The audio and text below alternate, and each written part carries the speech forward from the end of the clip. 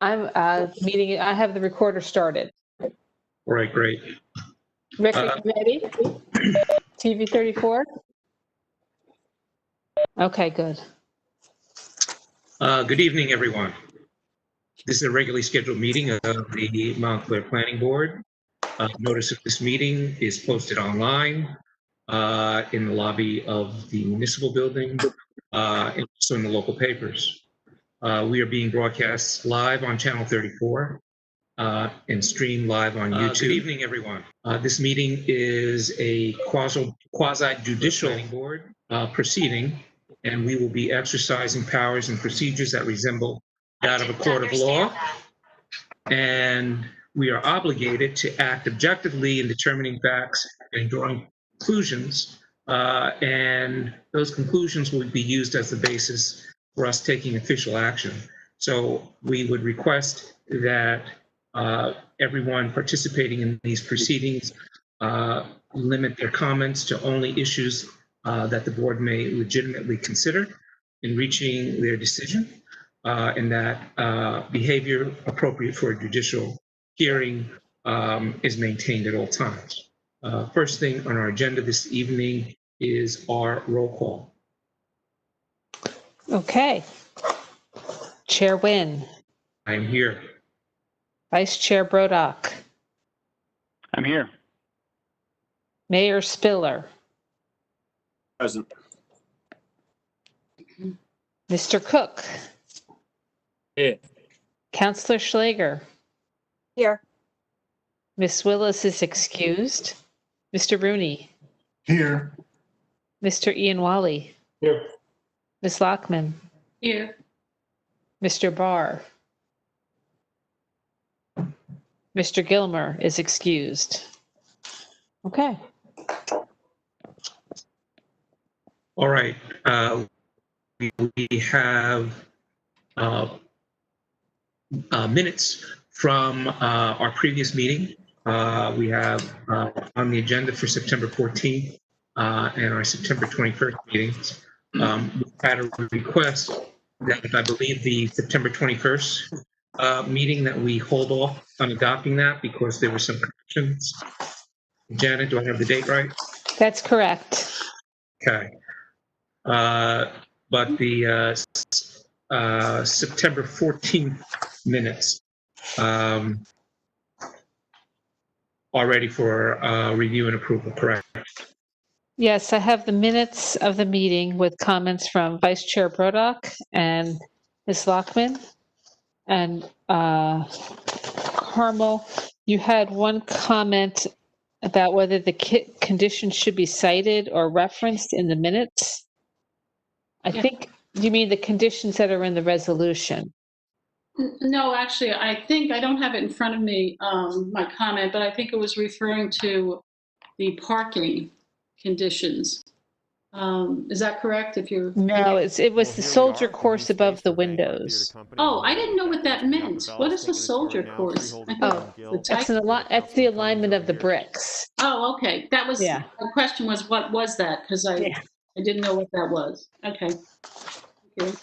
Okay. Is there a motion to approve the minutes as amended? So moved. So moved. I need a second. Mr. Brodock? Or second, depending on who you're giving the motion to. Okay. I'm gonna have to call the roll on this. Chair Nguyen? Yes. Vice Chair Brodock? Yes. Mayor Spiller?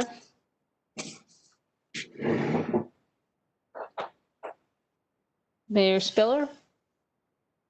Said yes, hopefully. Yes. Oh, okay, gotcha. Okay. Mr. Cook? Yes. Councillor Schlager? Yes. Mr. Rooney? Yes. Mr. Ian Wally? Yes. Ms. Lockman? Yes. Okay. All right. Hold off. Excuse me. We'll hold off on our September 21st minutes. That brings us to the resolution on 37 Orange Road. Yes, and I received comments. I know it was distributed late. It was distributed Thursday or Friday of last week. We received a lot of comments over the weekend and this morning. And I sent out a request that, based on the comments, that we postpone the decision and decision on this resolution until the next meeting. And let's have a clean copy that everybody can work from, so it's understandable. And both attorneys, our board attorney and the applicant's attorney are found that acceptable. I'm agreeable to that. Does anybody any board members have an objection? So the question is, the clean copy will include all the comments that people have made. Is that correct? That's what I think it'd be much easier to read if the comments are already in there. Whether or not people approve of those comments, they will be in there for discussion. Right. Okay, thank you.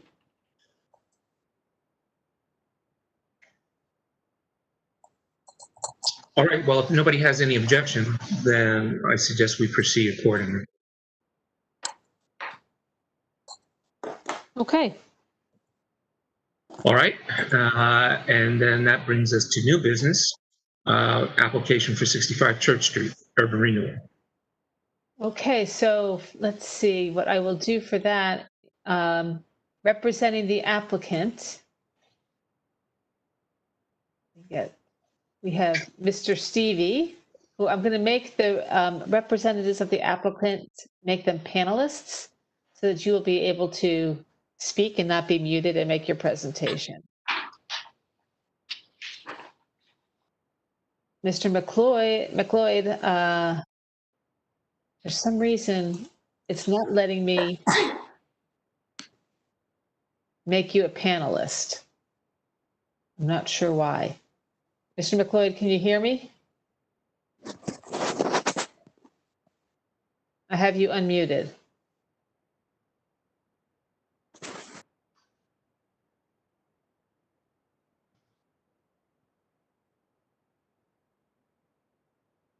Mr. Stevie, I have you, you're a panelist, you're unmuted. Mr. McLeod, you're unmuted, so you should be, Mr. McLeod, I just can't hear you.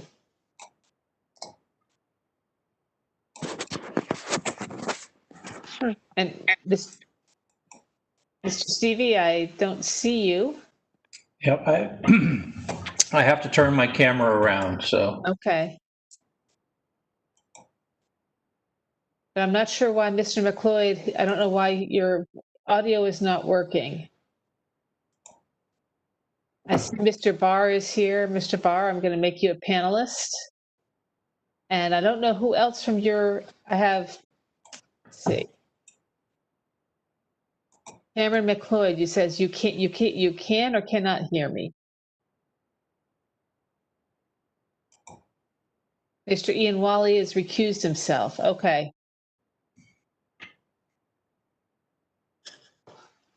But Mr. McLeod, I can't hear you.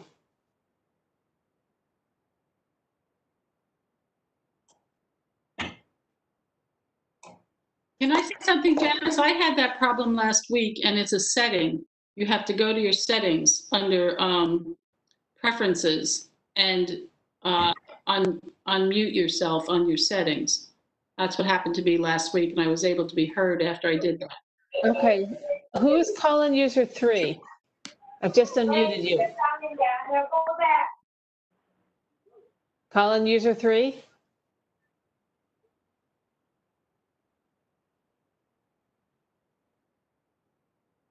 Mr. McLeod, I think you need to go into your settings perhaps, so maybe we can hear you.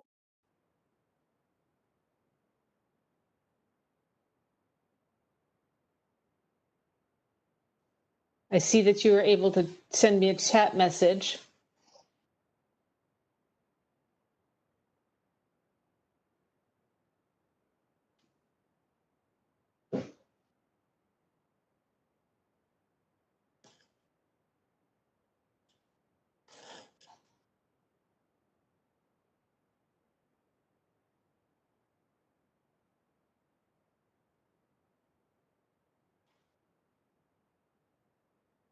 Janice, this is Tony. You have to call out the first 6 digit of the cell phone number. Caller number 3 is 201743. Can you, I mean, you mute that person. That person need to identify Okay. themselves. Caller number, I don't see the number there. You have to Yeah. expand it. You have to go up to the top, say name, parenthesis 12. You have to move to the right to expand it. Oh, okay.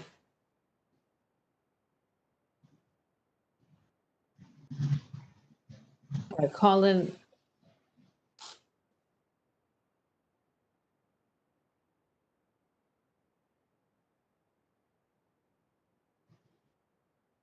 So who call it? I don't know how to expand that. Janice, look at your chat. I'm looking, okay. 201, that's Tony, 201-743. Who is that? Can you tell me who you are? I've unmuted you. With Smith Marin Architecture and Interiors. Oh, okay. 201-743 is Smith Marin. Okay. Tony, I can't see who call-in user 3 is.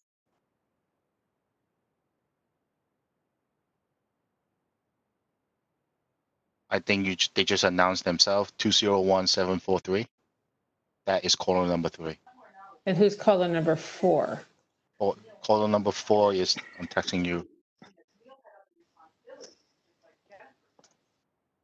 Who is, okay, I'm looking for who's 201-407? That's me, Janice. That's Cameron McLeod. Okay. So I figured it'd be easier just to call in. Hang on. Okay. We're getting a lot of feedback, Cameron. I'm not quite sure. Yep.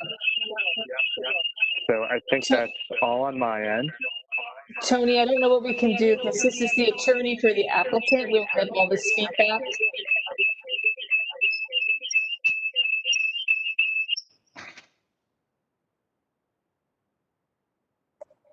Do you see the arrow by the mute button? If you press that arrow, you get options, use system setting, internal microphone. That might help. Tony, thank you for You're welcome. Caller number 4, 201-407. You need to mute your computer because you are on the audio. The feedback is coming from your computer. Can we unmute his telephone? Yes, we can try that again. Because he's making a presentation to the board. Yes, Janice, you can unmute it. Try that again. Oh, okay. Okay, Cameron, you're unmuted now. Okay. So I've turned everything down on my end. I can still see the video, but unfortunately, I guess you guys can't see me. So hi, and sorry to not be joining you, I guess, fully virtually. Can everyone hear me? Sir. I guess is the question. Yep. You need to turn off your computer. The sound of your computer. You need to use your audio over the phone. Because if you leave your sound on, the feedback is coming from your computer. Okay. We are good. This is good. Can you try it? Testing 1, 2, 3. Testing 1, 2, 3. Are you hearing anything or no? For me, it's fine. You're good. Okay. Cameron, who else from your organization is going to be presenting tonight? I have. So Bruce is on, I believe. I think I heard him. Okay. And then Sony David from Langen should be on as well. Let me make him I'm going to make him a panelist so that he won't be muted. Okay. Okay. And Sony's our site civil engineer. Okay. Sony, I have you on. You should be able to speak. Yeah, he muted himself. Hi, how are you? Okay. Okay, Cameron, I think we have everybody. We've got Bruce and Sony and you. Great. Well, very good then. thank you, Janice and everyone, first for hearing us. My name is, of course, Cameron McLeod. I'm from Gibbons PC, and we serve as counsel to the redeveloper, 65 Church Street Urban Renewal LLC, for a property that's located at 59 Church Street in the township of Montclair. What we're here tonight to ask for is preliminary and final major site plan approval from the planning board relating to that property, 59 Church, otherwise known as Block 2208, Lot 17 in the township for a mixed-use development.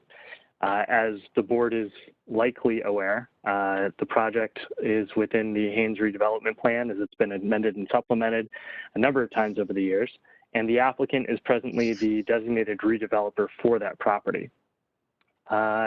The proposal that you'll hear both tonight and as part of future hearings is an application to put a 5-story mixed-use development onto the property, which consists of approximately 74 apartment units, approximately 39,000 square feet of retail space, and approximately 112 on-site parking stalls. There's also an on-site open plaza fronting onto Church Street and includes a number of other amenities, including terraces both on the second and roof, top floors, and all the mechanical instances are external to the building and will be located on the rooftops. The applicant has provided notice of this application in the Montclair Times, which was published on the 24th. We secured from the township and sent around all the notices to property owners within 200 feet. And I think that's the extent of the housekeeping side of things for us. And what we have for you tonight is 2 of our witnesses, Bruce Stevie, who's the architect on the project, and Sony David from Langen, who's our site civil engineer, to talk through some of the issues and some of the improvements that we're proposing as part of the project. So we're excited to be here, and we'll dive in right away, I guess. So Janice, how do you want to do swearing folks in? Do you like to do them both together or when they start testimony, or what? It's probably easier to do them one at a time. And we have Arthur Neese here who can swear in our experts. Great.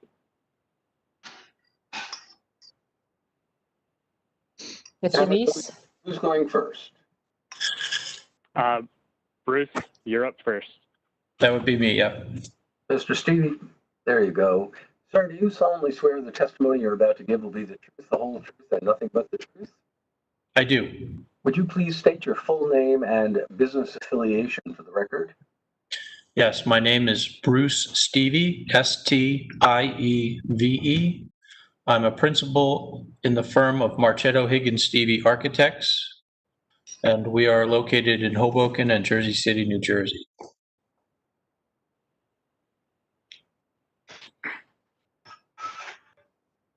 Very good.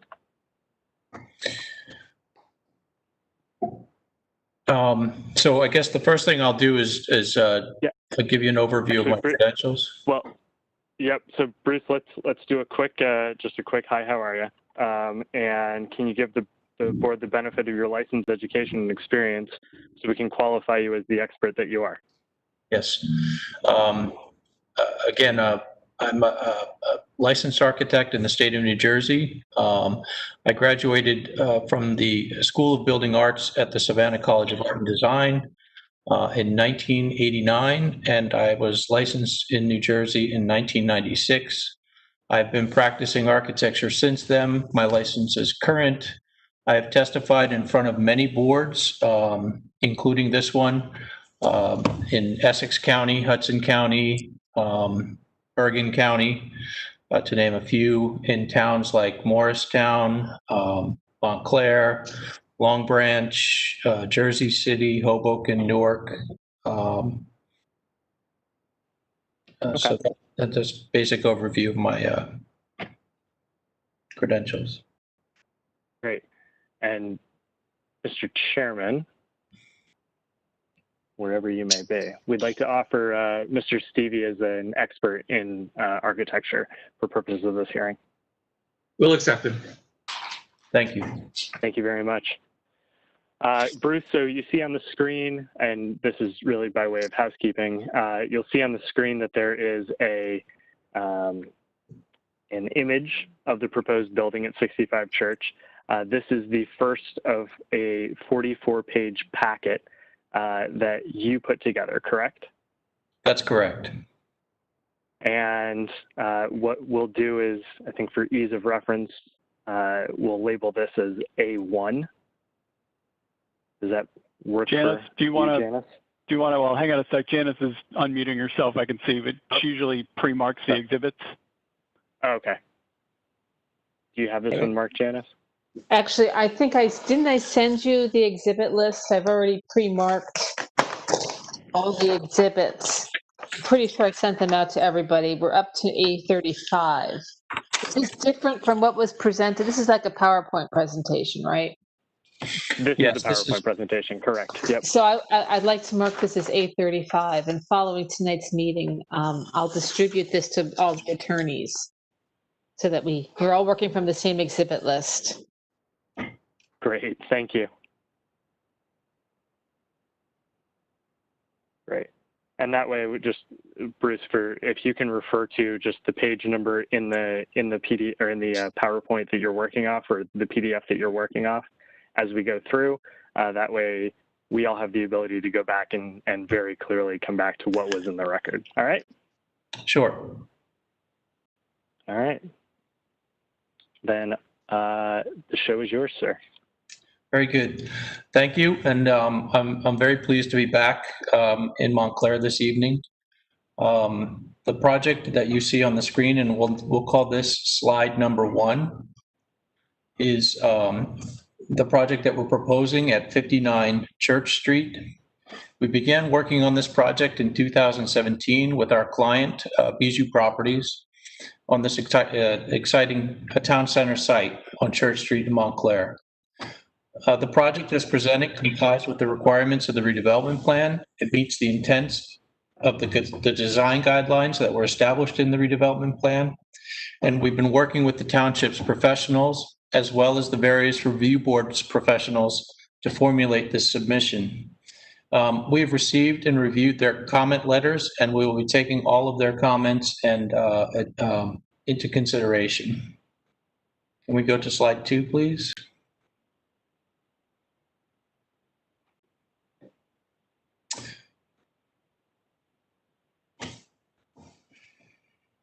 Excuse me, are we going to be marking each individual slide as a number? Is that how we're proceeding? Arthur, I marked the entire PowerPoint presentation Oh, as A35. I see. Okay, and I'll upload this. What I'll do is I'll upload it to the web page following tonight's meeting. So it'll be available, to you and to the public. The whole thing. I see. Okay, thank you. You're welcome. Thanks, Janice. So the Church Street lot is the final lot to be developed in the Haynes redevelopment area. It's the final piece of the puzzle. It's located on Church Street, and it currently is a vacant parking lot. If we can go to slide 3, please.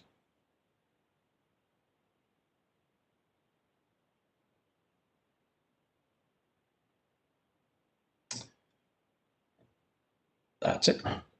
So again, the site is block 2208. It's lot 17, and its lot area is 36,590 square feet, or 0.84 acres. And the site is located on Church Street. As I mentioned, it is currently a parking lot with no improvements. To the east of the project, going towards South Park Street, is the Wedgwood building, which is commercial use. To the west of the site is the Unitarian Church, which also includes the former Carnegie Library building. And to the north are 1- and 2-story commercial buildings that front on Bloomfield Avenue. And to the south of the site is Christ Church and the Sienna mixed-use development. And the next slide, please. So we worked very carefully with the town council, the township planning department, the township's professional consultant, Iris Smith of Smith Marin Architects, who was the author of the design guidelines for this redevelopment plan. We also worked with Barton Ross of Barton Ross Partners, who was the planning board's review architect. We worked with the EDC and the DRC and the HPC to arrive at the project that we're presenting tonight. And the building form, which is represented on the slide in front of you, which comes directly from the redevelopment plan, while rather complex, it's actually the result of all of the input that we received during the information gathering process. And as you can see, that this shape is the shape that the redevelopment plan prescribes for the site. Next slide, please, 5.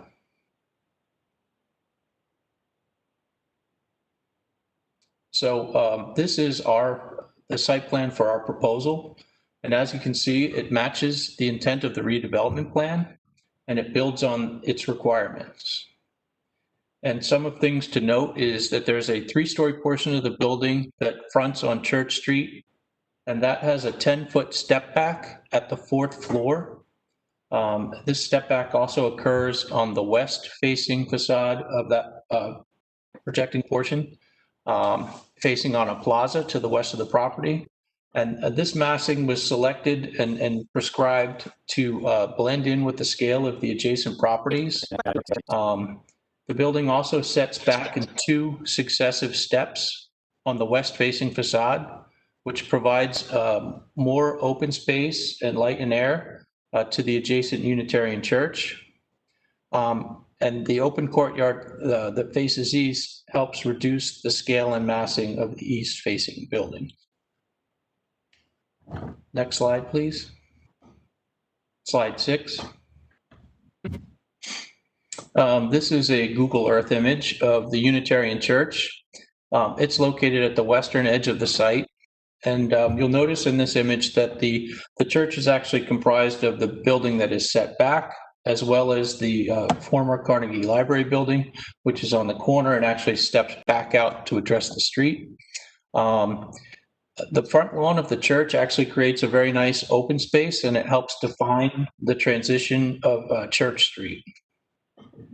So we can go to slide 7, please.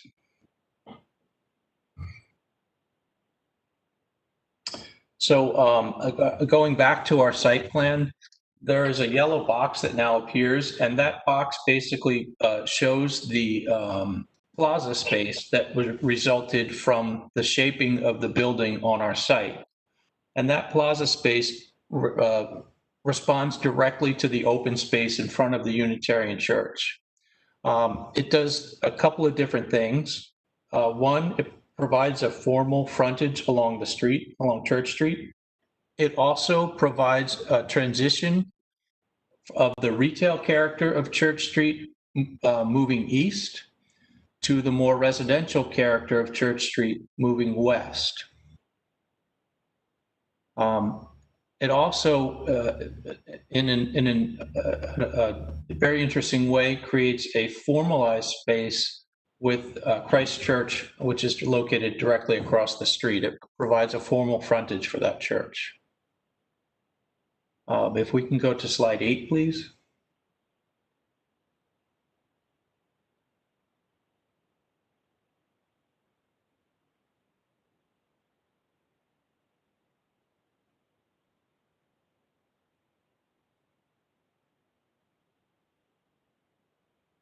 So this is a photograph of Christ Church, and it shows this is the main frontage of the church facing onto Church Street. And you can see the bell tower and then the more formal entryway to the church to the right. And then if we can go to the next slide, slide 9. So what's very interesting about the way the proposed project steps back is that those step backs in the massing of the building as they step back going north, again, respond directly to the architectural features that are happening on Christ Church. And you can see that that blue link that connects between the proposed project and the Christchurch bell tower is what really forms the plaza space, which you can see there in green as where the two colors overlay. So again, the building was, the design of the building responds very specifically to the architectural features of its neighbors. If we can go to the next slide, which is slide 10.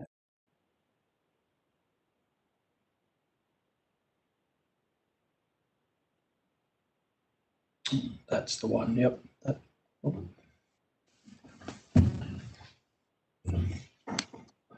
That's slide 10.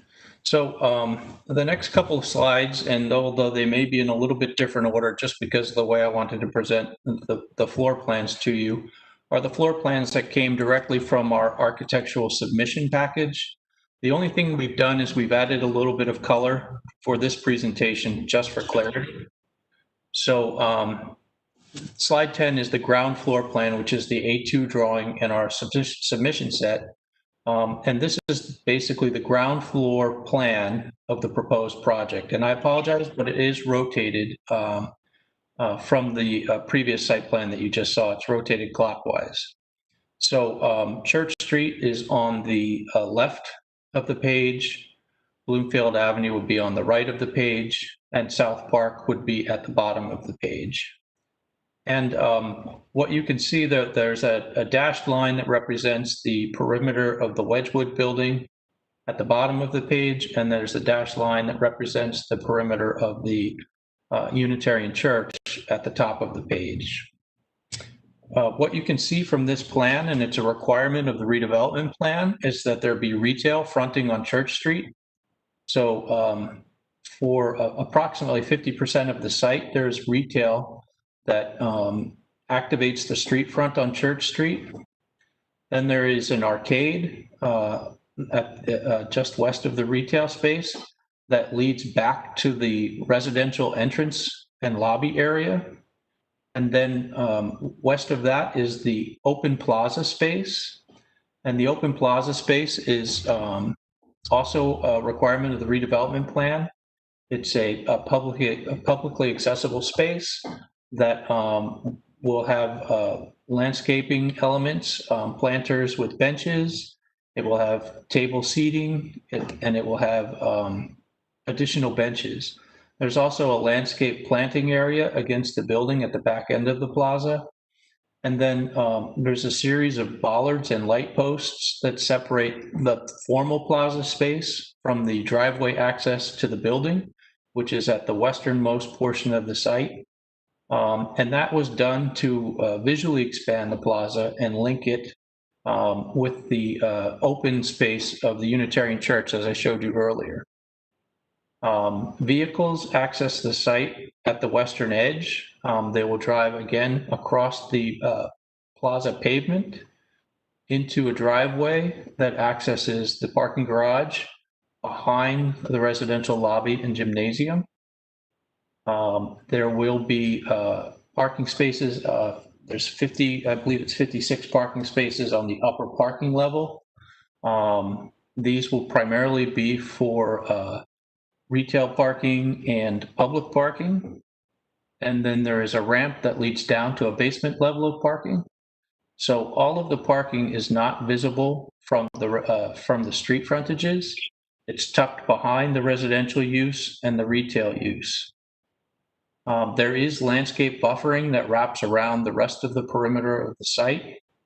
And then there is an alleyway that is used for egress and for meters at the southern portion of the site, adjacent to the alley of the Wedgwood building. If we can go to slide 11. So this is the basement level of parking. And what we've done is parked primarily underneath the building, with the exception of the plaza space at the front of the building. In total, there are 112 parking spaces. The required parking for the residential is a 1.1 per unit, which results in 82 parking spaces. There's a requirement in the redevelopment plan that we provide 20 public parking spaces in the garage. And then there is again, a need for 10 retail spaces to meet the parking requirement for the retail from the redevelopment plan. There is again, the ramp comes down from the first floor down into the basement level. The first section of the ramp is a steeper portion of ramp that has needed transitions at the top and bottom. And then it flattens out, and then there is a very shallow sloping portion of the ramp that goes down into the rest of the basement that will have parking on it.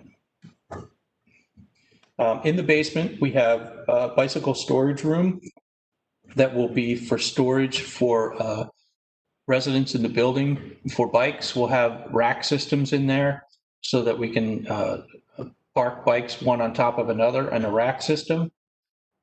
We have access to a secured vestibule for elevator lobbies. And then we have 2 fast charging vehicle charging stations located in the basement level.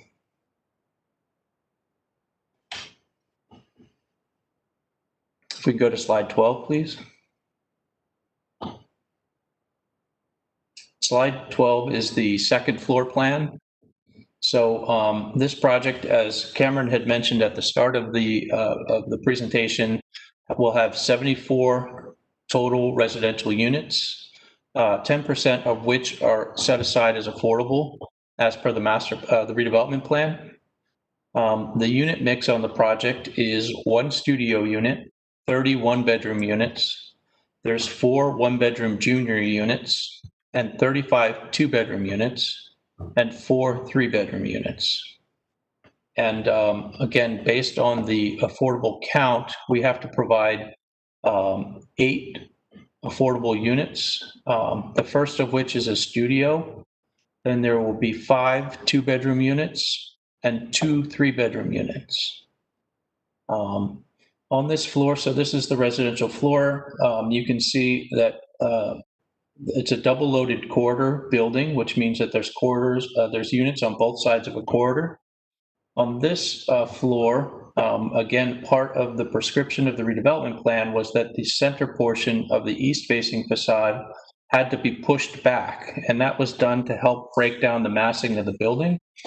And as a result of that, we have a courtyard space that's in the center of the block, and that courtyard space has access to an amenity area for the building residents, and then an outdoor amenity area for the building residents. And then the units that face that have outdoor private terrace spaces.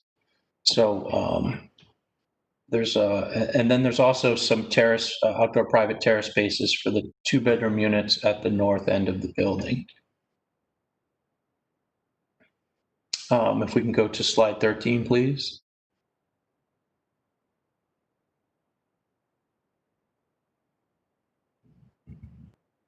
So at slide 13 basically is, again, the third floor plan.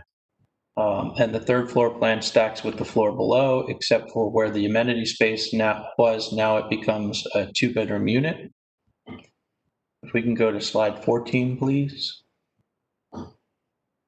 So slide 14 is the 4th floor plan, and this one is the first plan that changes, and you can see that there's a 10-foot step back from the Church Street building frontage, as well as the Plaza building frontage.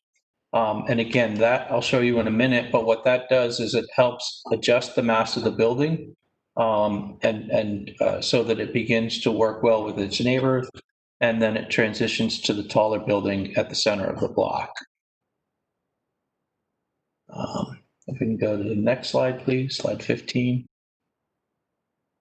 This is just the 5th floor plan, and basically, again, all it shows is that the plan stacks with the floor below. We can go to slide 16. Slide 16 shows the roof plan for the building. Things to note on the roof plan is that all of the mechanical systems for the building are centrally located. So they're located at the deepest points of the roof. There'll be a parapet that runs around the building perimeters, and that will provide a visual obstruction so that you won't see the mechanical equipment from street or pedestrian level. In addition, there is an outdoor building amenity, a rooftop terrace. Once you're up at the 5th floor, you get some really beautiful views across town. There's an access vestibule and egress components up on the roof. And then on top of the stair tower, there is a generator that we mounted to operate building life safety services in the event of a power outage. And go to slide 17, please. So as I mentioned, the Haynes redevelopment plan has a very comprehensive section of design standards. And all of those are aimed at achieving building a very high quality design and materials. So this is just a page from that redevelopment plan. Slide 18, please. The redevelopment plan design standards allow for a wide range and style of architectural styles for this site, from historicist to modern. And if we can go to slide 19, please. And one of the styles that's permitted is interpretive modern style. At the plan, in looking for inspiration for the architectural style of this project, the design team looked at the adjacent historic and postmodern style buildings for our inspiration. The design was developed as a modern interpretation of these that was informed by those contextual typologies. Slide 20, please. So this is the partie diagram, or the very beginning of an idea. And when we looked at the volumes that were prescribed by the redevelopment plan, we realized that it was very interesting, but it almost created 3 cube volumes, starting with the Church Street volume on the right, to a mid volume in the middle, and another volume facing the north side of the site. So this was kind of a beginning diagram when we were thinking about what the building was going to be. And the dotted line that you see at the top of the volume on the Church Street, or the right side of the diagram, indicates where the building was required to step back. So if we can go to the next slide, 21, please. A very interesting requirement, and I think very beneficial requirement of this redevelopment plan, was that they provided 5 photograph views in the redevelopment plan, and we were required to insert a simulation of our project into each of these photographs. So this is the first view looking east from Church Street. We're standing right about at the roundabout. And this view clearly shows that this site is the beginning or the gateway to the Church Street shopping district. You've got the Carnegie Library on the left of the image, and you've got Christ Church and its bell tower on the right of the image. If you go to the next slide, 22, please. So this is a simulation. And this is a very raw simulation. This is basically taking our computer model and dropping it into the photograph. But what is interesting is you get the general massing and material considerations. An analysis was done of the neighboring context with attention paid to the rhythm, the scale, and the detailing noticeable along Church Street. The massing of the building is conceived as 3 smaller scale brick volumes, which are oriented along an open plaza space, which frame the historic architecture around the site. The first volume steps down to the lower scale prevalent along Church Street and South Park Street. and a portion of the building along Church Street steps back further to preserve the light and views along the plaza space. Interpretive modern styles combine the traditional leaning design, and it combines a modern leaning design. In the building design, while the building parts are clearly different, we have tried to tie the more traditional scaled 3-story masonry massing to the more modern 5-scale portion of the building by using similar fenestration and materials. The next slide, slide 23. This is a view from Trinity Place and Church Street. And I just want to note, while we're looking at this slide, that the scale of the windows on the buildings in this immediate vicinity are larger in scale than some of the other buildings that we see in the area. The Carnegie Library building has that large 4-square window pattern. The Unitarian Church itself actually has a series of larger openings. The 3 windows at the top, the 2 windows at the bottom. And then the Wedgwood building has a larger window patterning as well. That's something that we observed in this in these context images. So we can go to slide 24. We looked at this and we think this is the contribution to the surrounding neighborhood context. And so by programmable plaza, which sites in harmony with the existing streetscape on Church Street, we think that the pedestrian activity and the pedestrian quality of Church Street is further activated. The building volumes become a backdrop for the various activities that will be possible in the plaza. Another requirement, one of the design considerations in the redevelopment plan was open green space. And so we think in this image, you can see how the larger windows of the neighboring buildings influenced the proposed design. The concept of group windows was borrowed from Christ Church directly across the street from this building, where the windows of that structure are grouped, usually in groups of 3 within a stone framework. And there's an abstraction of that idea present in this design, as well as the residential windows that are grouped within a larger framework and combined with panels of brick or metal. The proposed plaza was provided in accordance with the bulk standard number 7 of the redevelopment plan, and it serves the purposes of page 27 and 28, 29 of the redevelopment plan, which speak about public art and the plaza being available for public art use. If we can go to the next slide, slide 25. And so as I mentioned, we looked at the neighboring buildings and the fenestration patterning of those buildings. And we started by looking at specifically at the windows on Christ Church. And what was very interesting when you look at that, there's a rigor to them in that there are windows that are grouped within a framework of masonry. There are windows of various sizes grouped together. And what appears to be a rather, what appears to, in our project to be a rather random pattern of windows, it's actually a little bit more rigorous than that, in that we're taking 3 basic window sizes and grouping them into different configurations. So we're building on this idea that we saw in Christ Church across the street, a group of windows within an opening within a masonry frame. So we can go to slide 26. I'm sorry, yeah.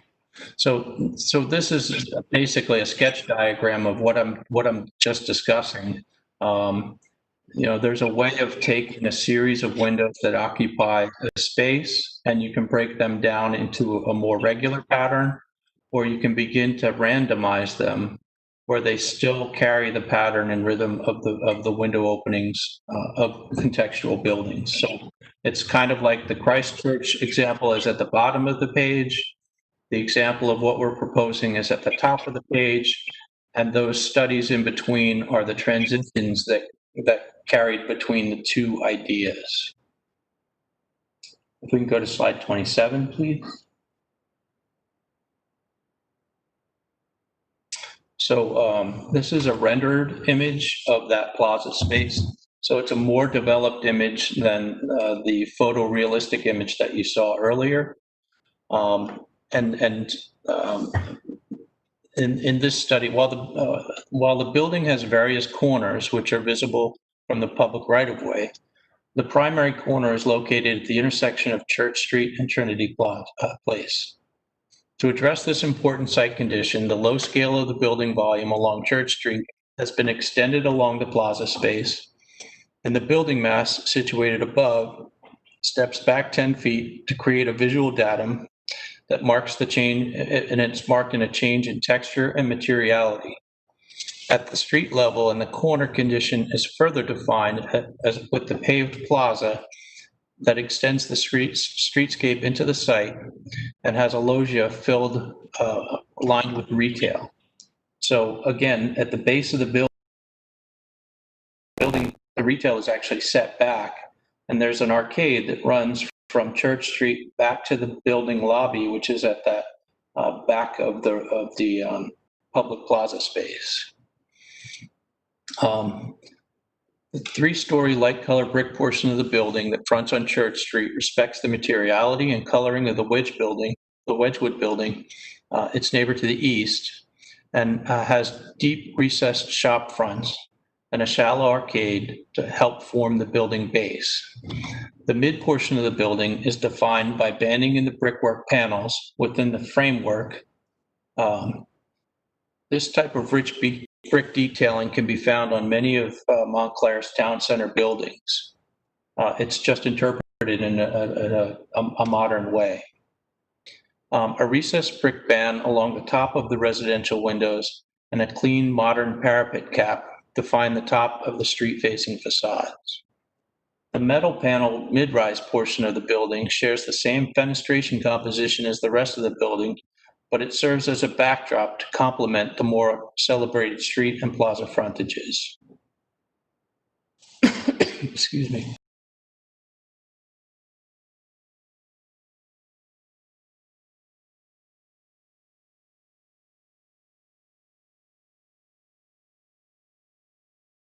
Plaza along the plaza. The residential entrance is tucked in that back corner of the arcade that runs along the frontage of the plaza. You can also see in this image the plaza landscaping with the planters and the seating built into the planters, the opportunity for tables and chairs, and then the planting against the building at the back. And you can see that there's some bollard lighting and some pole lights that are part of the lighting for the plaza and the street furniture of the plaza. And those lights and bollards define the edge of the driveway running back into the site. Another thing you can see in this image is that the large storefront glass that's set back deep in the piers creates an exciting and vibrant shop frontage. Signage is organized in a horizontal band located above the shops, and blade signs are mounted on the piers between the shops, creating an organized and excellent cohesive visual pedestrian environment. Slide 29, please. So this is another one of those 5 prescribed views from the redevelopment plan. This is actually looking west. We're standing at the intersection of South Park Street and Church Street, and we're looking west. And I just, again, one of the things that we wanted to point out in this image is that there's a lot of, in this location of town, there's a lot of lighter colored buildings. You've got the light terracotta facade of the Wedgwood building on the right. You've got the light brick and cast limestone of Christ Church, and even the sienna has lighter colors on the street frontages on Church Street. And then go to slide 30, please, which is the simulation.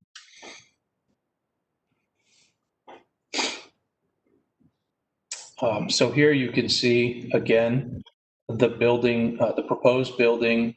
This is a raw shot of the model. It's not a rendered shot, but you can see that the building sits within the scale of the neighborhood. You can see the 10-foot step back to the taller portion of the building. And you can see how the window fenestration across the front facade relates directly to the window fenestration of the Wedgwood building and the building across the street.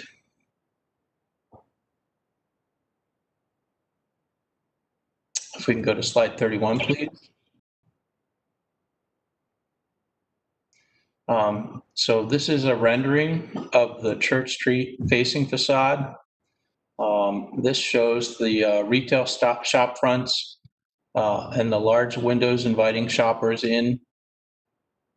They extend that already vibrant shopping district west of South Park that's prescribed by the redevelopment plan.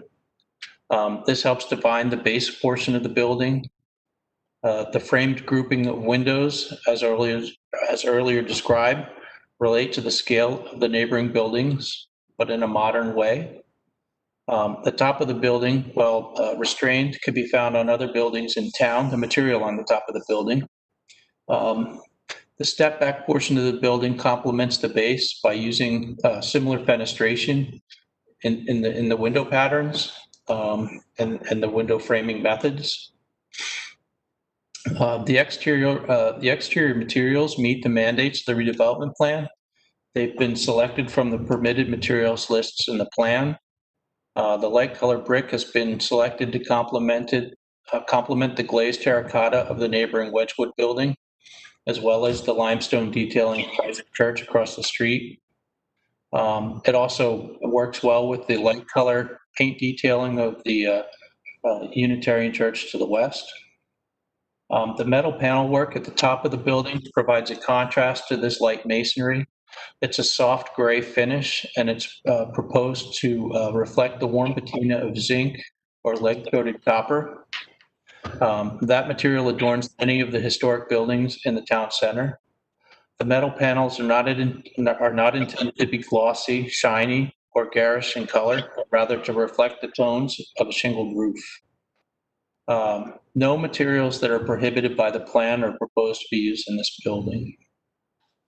One of the things, another design element of the plan is the pedestrian realm and streetscape. The streetscape of this project was designed to enliven this western end of Church Street. Large-scale glass storefronts and accent lighting along the retail spaces and plaza provide safety and visibility for pedestrians. Building-mounted signage also serves as wayfinding for entryways into the retail and public parking access, as well as the residential lobby. The open area at the southwest portion of the site joins with the existing open spaces at the intersection of Trinity Place and serve to extend the streetscape and provide an opportunity for vibrant pedestrian activities. Seating and landscape elements at the plaza allow for moments of reprieve and relaxation, like many of the outdoor spaces currently fronting along Church Street. If we can go to the next slide, please, 32.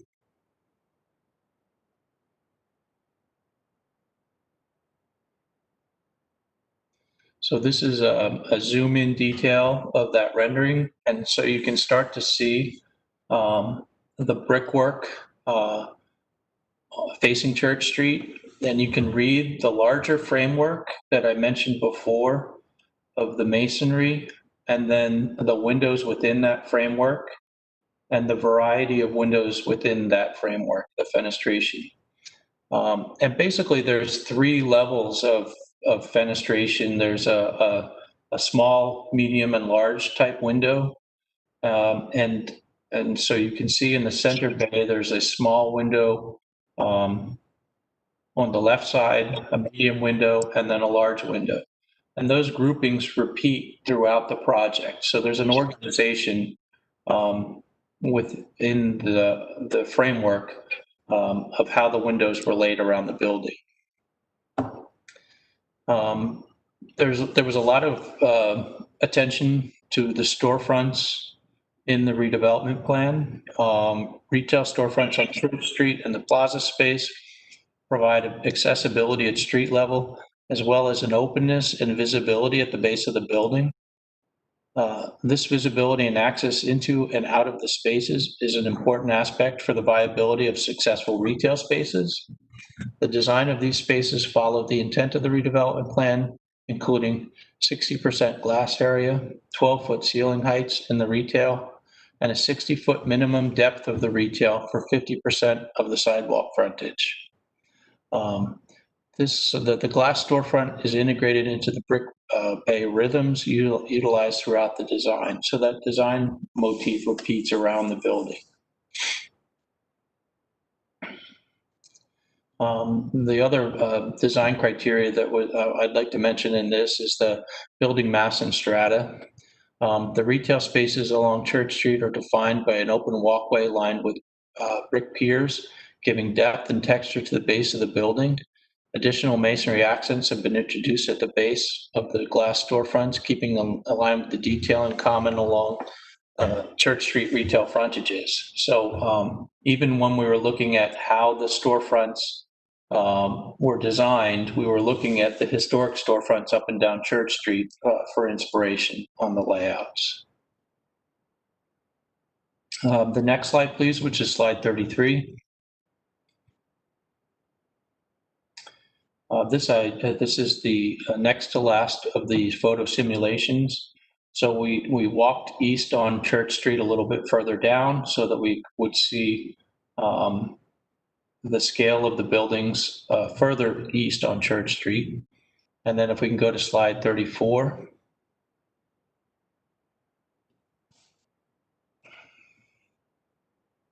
And this shows the building as it sets into the site. So you can see, again, the lighter portion of the base of the building adjusts to the scale of the Wedgwood building. And in this case, the metal portion of the building steps back from that, and it has more of the character of the sienna, the scale of the building, the sienna across the street, as well as the I believe it's the Claridge House or the larger golden brick building in the foreground.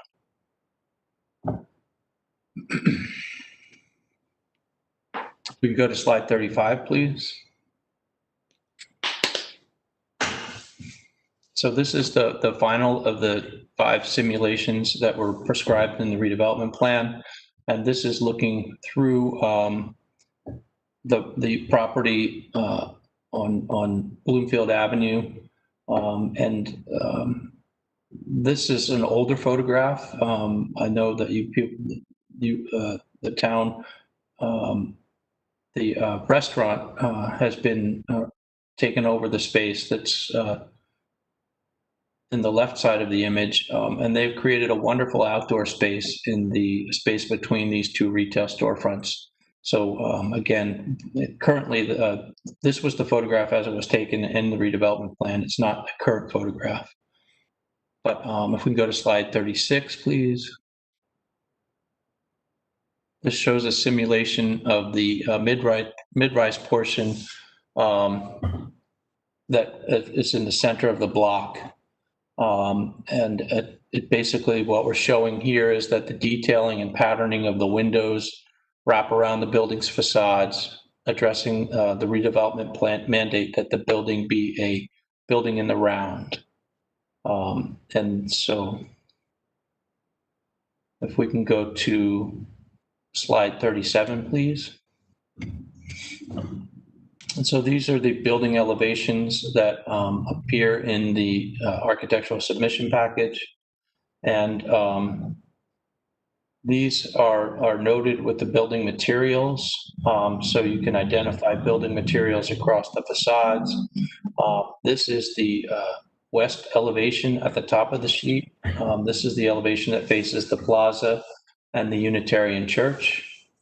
So you can see the step back, you can see the change in materials at the front on Church Street. And then as you move north through the site, you can see the garage entrance on that center volume. You can see how the window patterning changes but stays within a framework. across the building. There's then there's this is a wall section facing the Unitarian Church. There's been a lot of discussion on that, and there's landscaping that buffers that, but this is an area that we're continuing to work on with the town professionals and the design review group to improve the condition of that facade facing Unitarian Church. And then the elevation at the lower portion of the page is the elevation that you saw the rendering of, which faces onto Church Street. You've got the Wedgwood building and the South Park building on the right of the image, and then the proposed project in the center of the image. If we can go to the next slide, please, 38. The elevation at the top of the page is the elevation facing east. Much of this elevation will be screened by the Wedgwood building and the more classic building at the center of South Park, that South Park block. But what you can see is that the building that we're proposing transitions from Church Street to the central courtyard. That central courtyard is pushed back, and then the building again fronts on the property, and the architectural language of the rhythm of framework and windows wraps around the east and north side of the site. And the elevation at the bottom is the north elevation. And you can see there again that the building materials and building fenestration wrap around, and the framework wraps around the site. If we can go to slide 39, please. I think we skipped one. Yes. These are building sections. These building sections are cut through the courtyard areas. So the top section is cutting north and south. You can see the retail that fronts on Church Street, and then the lobby behind that, and then you can see the 2 floors of parking, one at the ground floor and one at the basement level. You can also see the residential units up above and the courtyard. And then the elevation at the bottom is a east-west elevation, and that's cut through the center of the block, right through the courtyard and the retail that fronts on South Park, which is off to the right of this image. Again, you can see as you come into the upper level of parking, you can see the dotted line, which represents the ramp going down into the basement, and then the residential opening onto the courtyard space to the east. And we can go to slide 41, please.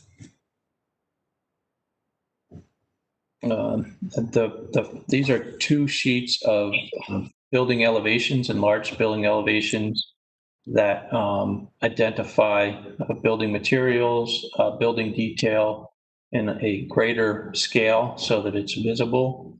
And we provide dimensions for the different features on the facade. There's 2 of those. I think it was 41. And then the next slide, which is slide 42. This is the last of the architectural sheets, and basically it is a block frontage elevation of Church Street. Shows the building in its context with the Carnegie Library, the Unitarian Church, the proposed project with its step backs, and the Wedgwood building fronting on South Park, and then the apartment building that's across South Park. So it shows that you can see that the white box of the 3-story projecting piece on Church Street carries the line of the buildings directly adjacent to it, and the setback portion relates better to the apartment complex on the other side of South Park. The next slide, slide 43, please. So this is a rendering of the plaza at night. So this is the outdoor space. In this rendering, you can better see the plaza, the bollard line that separates vehicles from pedestrians. But you can see that we've brought the paving of the plaza across the driveway so that the entire front of the site feels like an extension of that plaza space. You could see the residential lobby. It's got some artwork on the walls in the back there, but you can see how you would come down that arcade to access the entrance into the residential lobby. If we can go, I think one of the things that, this is the first slide that I can really show this on, is that the parking, again, is concealed. It's located at the back of the site behind the retail uses and the residential uses facing the plaza space. The last slide, slide 44. And so this is, again, a zoom out of that rendering, and it shows the project that's, we liked about this was as a night shot, so you kind of get a feeling for the activity of the retail at the base of the building. You can see very clearly the retail signage band running around the base of the building with the projecting signage off the piers. By moving the driveway to the western edge of the site, the continuity of retail along Church Street is maintained, and the driveway in its location at the west aligns with the driveway that is existing on the Unitarian property, Unitarian Church property. So basically, it's concentrating the vehicle access in that that center portion between the two sites. I'll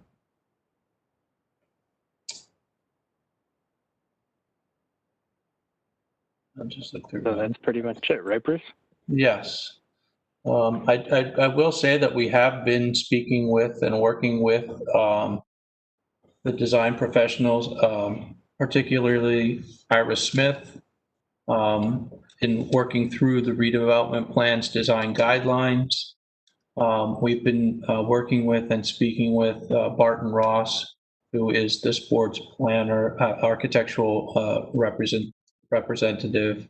And we had a meeting with the HPC, and we've received comments and letters from all of those individuals on this application, and we're considering all of those as we move forward with this project.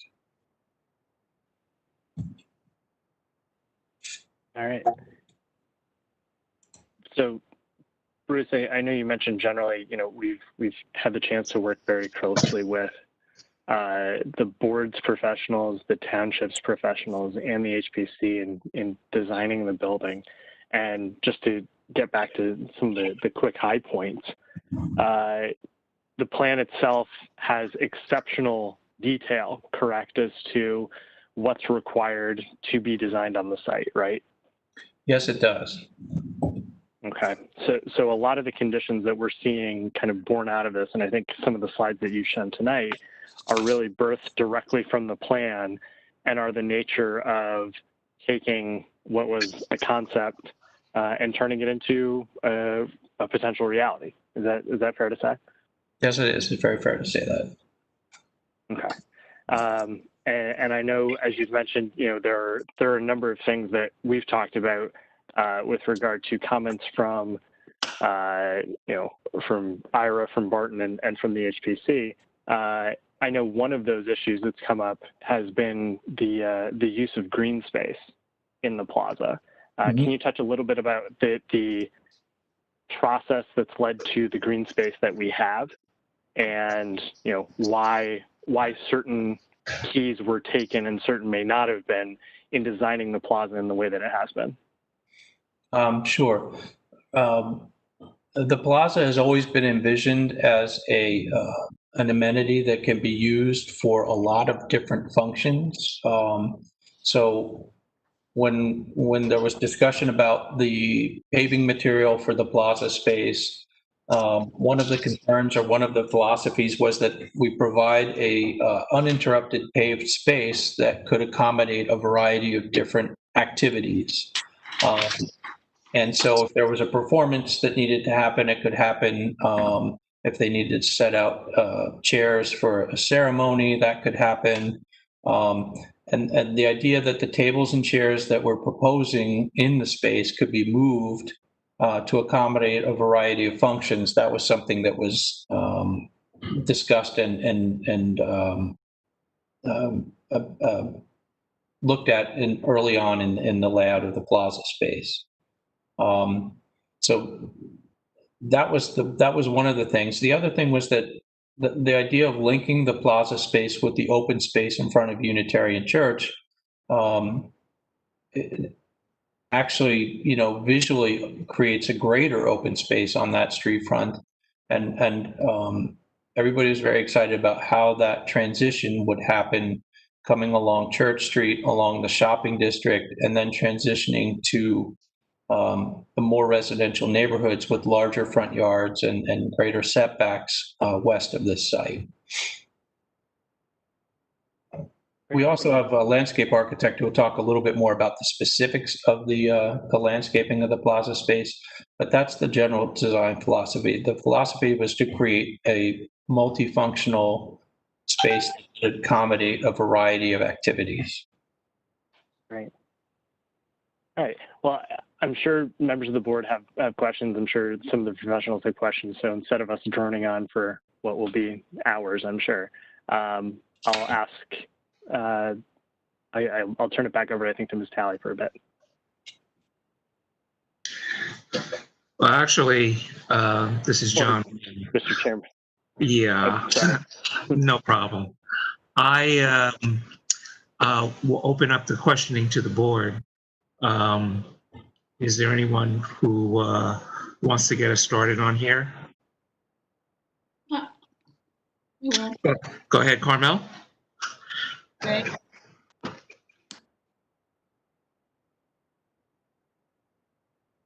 I can't hear you. You're muted. There you go. Am I good now? I can hear you now. Okay. So just since we were talking about the plaza, I'm a little concerned about the height of the lights, the large lights.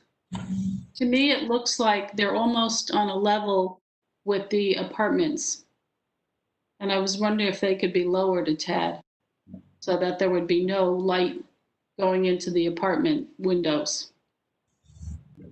I'm sure that they could. We will have testimony from our landscape engineer, the landscape architect engineer, who can talk about the lighting levels and the. But I don't anticipate that they couldn't be lowered a little bit. Okay, well, I might as well ask my questions and hopefully they're listening in and they will understand what my concerns are. Absolutely. Are there outside bicycle racks somewhere in that plaza for the public use, for public?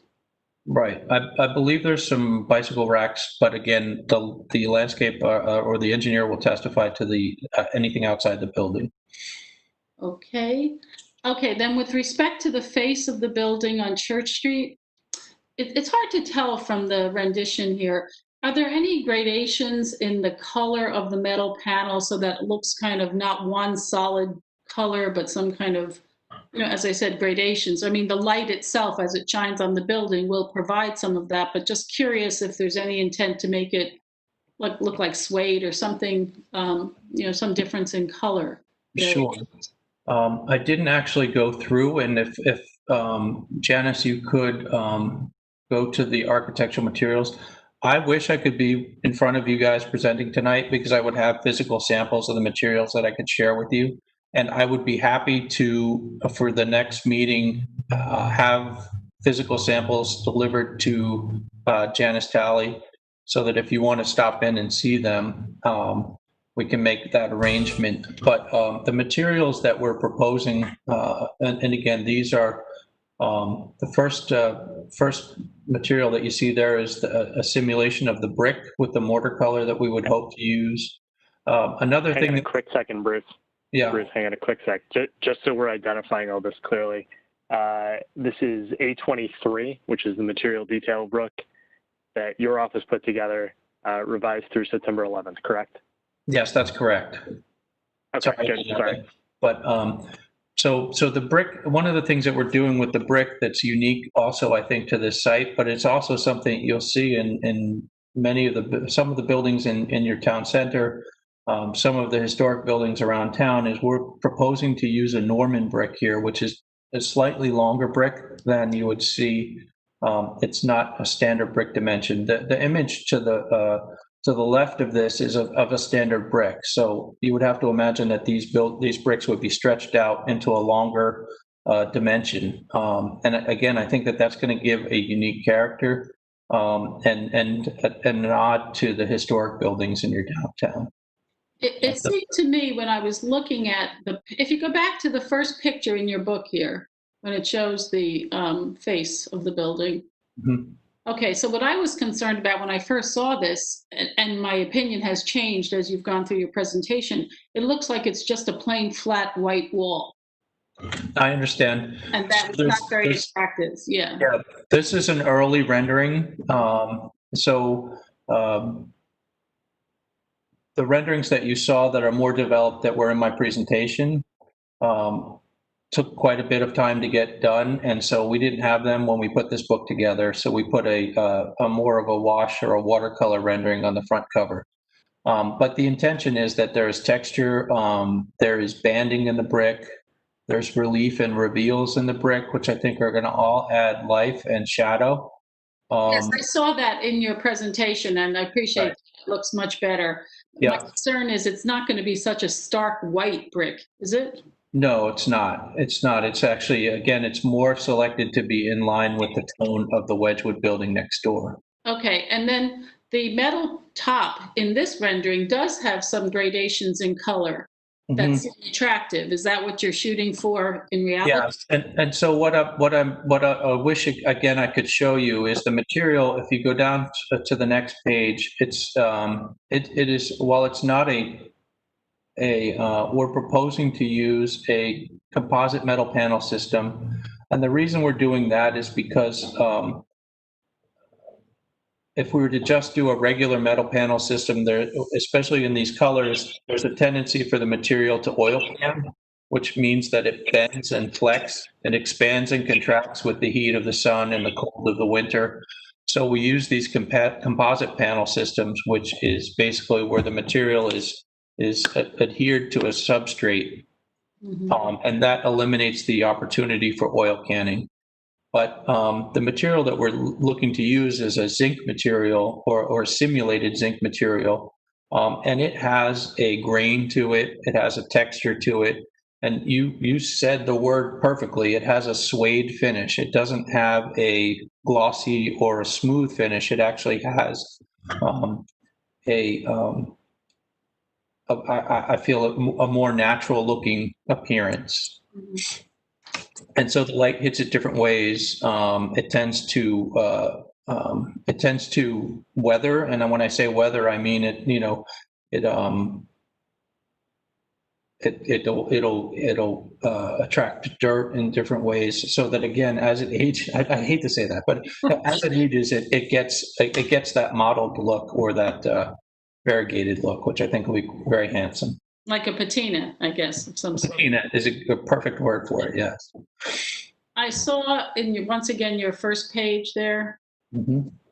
I think you've changed the color of the, you changed the color of the door, the loading dock door in the back there, so it just it doesn't stick out, it blends in. Yes, yes. Yep. So there were some comments that we were able to get to when we spoke with Barton Ross and Ira and HPC. There were a few comments that we were able to get adjusted in the drawings. One of them was that we had, in this image, you can see we used all one window color throughout the entire project. And when we met with Barton and Ira early on to review the project, we were discussing it, and that's where a lot of the detailing and the brickwork came from, our discussions. But also we were talking about how it would be very interesting if we were to treat the windows in the brick differently than we would treat the windows in the metal panel. And so we went to a gray toned window in the metal panel system, and we went to a black window in the brick. So we have black windows and storefront in the brick now. So that's one of the subtle things. The changing of the color of the door was another one. We talked about how we didn't want that door to be such a focal point at the end of the driveway. So I have another question for you. Just go back to where you were. So it looks like the windows on, say, the second floor above the retail are roughly the size of the windows in the Wedgwood building. Is that correct? That's correct. Okay. Mhm. The scale of the openings was we looked very closely at the Wedgwood building and the Carnegie Library as well. The Carnegie Library has quite large windows. But you can see even the large windows on the Wedgwood building are broken into smaller components. And so that was the exercise and the rigor that we worked with to come up with the patterning across the building so that there was a relationship to the scale of these window openings. And so between the Wedgwood building and the first retail store there's an alleyway, and that's where you're going to have the PSE&G boxes, correct? 75 of them. There'll be meter boxes there, yes. Is there anything like a gate or something that will block the sight of those boxes from the street? Again, we have a site engineer who will speak, but I know that our hope would be that we could work with the neighbor because they currently have dumpsters located in that alley as well. We're hopeful that we could work with the neighbor and come up with a system to screen all of that in a cohesive, unified way. That would be good. I have many more questions, but just since we're talking about the outside, I'll defer now to my colleagues if they have more questions about the outside and the front there. Mm-hmm. This is Robin. I have a couple of questions. Can we go to the other rendering, Janice, please? Hi, Robin. Hi. Could you go to, yes, to this photo here? So the windows, I understand that these windows were designed to reflect the Wedgwood building, but in these windows, as I'm looking at them now, the window coverings that apartment dwellers will have will all be different. So one window might have shades, one might have curtains, one might have blinds. These are very large pieces of glass. Would you not consider using some panes in those windows instead of these large pieces of glass that, I'm sorry to say, kind of look like motel windows to me? But when you have all different window coverings in there, it really, I don't think it's a really good look. Where window panes break up a large piece of glass. And so if you have different window coverings, it sort of blends in better. That's just my view. Also, the furniture. Can I answer that one real quick? Of course. The intention on this project is that all of the window coverings will be provided as part of the building fit out. So the window coverings will be cohesive throughout the project. Oh, well, There'll that's be blinds that are part of the package. That's good to hear. And would it be that the apartment dwellers will not be permitted to remove them? That's correct. That's a good answer. Okay, great. The furniture that's going to be in the plaza, are you supplying that furniture, or is it up to one of the retail stores to, if it's a coffee establishment, that they would put out the tables and chairs, or are you supplying that furniture? I'm going to have my colleague confirm it, but I believe that the material, the furniture that is shown on our site plan would be provided as part of the application. Okay. Yeah, that's something, Mr.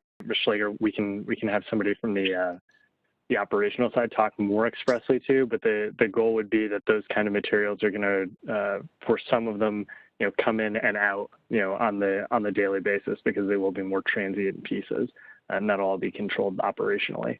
Okay. And also, to the looking at this photo to the left, up on the top, what is that gray? I mean, everything is kind of grayish, but that thing sticking up at the top that extends beyond. Yes, that. What That's the elevator bulkhead and the stair tower that lead up to the rooftop amenity. Okay. And that currently is clad in a stucco finish that'll be painted a color similar to the brick. Mm-hmm. But there's been some discussion about that. Okay. And is it possible from now until the next meeting for samples of the brick or the materials be left with Janice Talley, and over the next couple of weeks, if anybody so desires, can go in to her office and see them? Was that the plan? Yes, we can make that happen. Okay. And similarly, since the photograph that you took before the Faubourg restaurant was there, is it possible to get a photograph of the back of the building and how it will look now that the restaurant is there?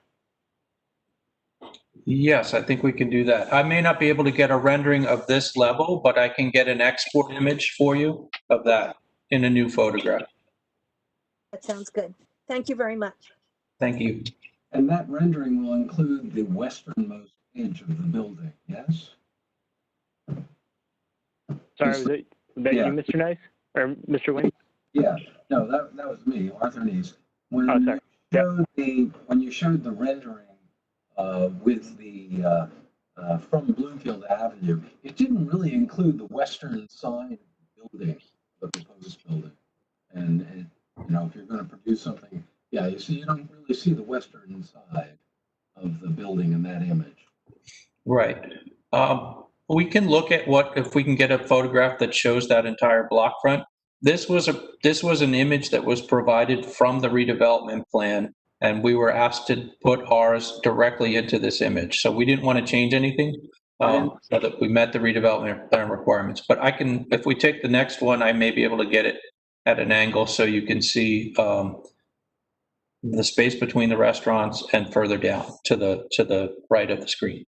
That would be fine. I understand that this was in the redevelopment plan, but to address Councilwoman Slager's request, I would throw it in and see whether or not you could provide what it would look like a little bit further to the west.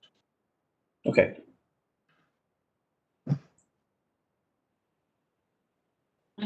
I could keep going. Are you gonna switch to the inside? Oh, I have another question. Okay, go ahead, Carmel, because I've got some questions about the outside also. Oh, okay. Well, I'll just finish up then. Just the backside here that we're looking at, it seems very bland. Is there any intention to jazz that up a little bit, jazz those windows up a bit, or what? Yes, I think that those are some comments that we received from the HBC, as well as from the review professionals. And so we're circling back and reviewing what can be done on the design end from the development team. I'd imagine you'd like this side of the building to reflect the storefronts a little bit that are on Bloomfield Avenue, so that they have a relationship there. And okay, so just back to the other slide, just one more point. I think I made this point when in the DRC, you can't have a sweet gum tree, which is in your plaza, because it has these big balls that drop, and they're a tripping and a slipping hazard. You're going to have to change that type of tree. I believe that was changed, but again, I'll rely on my colleague to address that. Okay. Yeah, I think that was done in the most recent submission, but we'll follow up with it.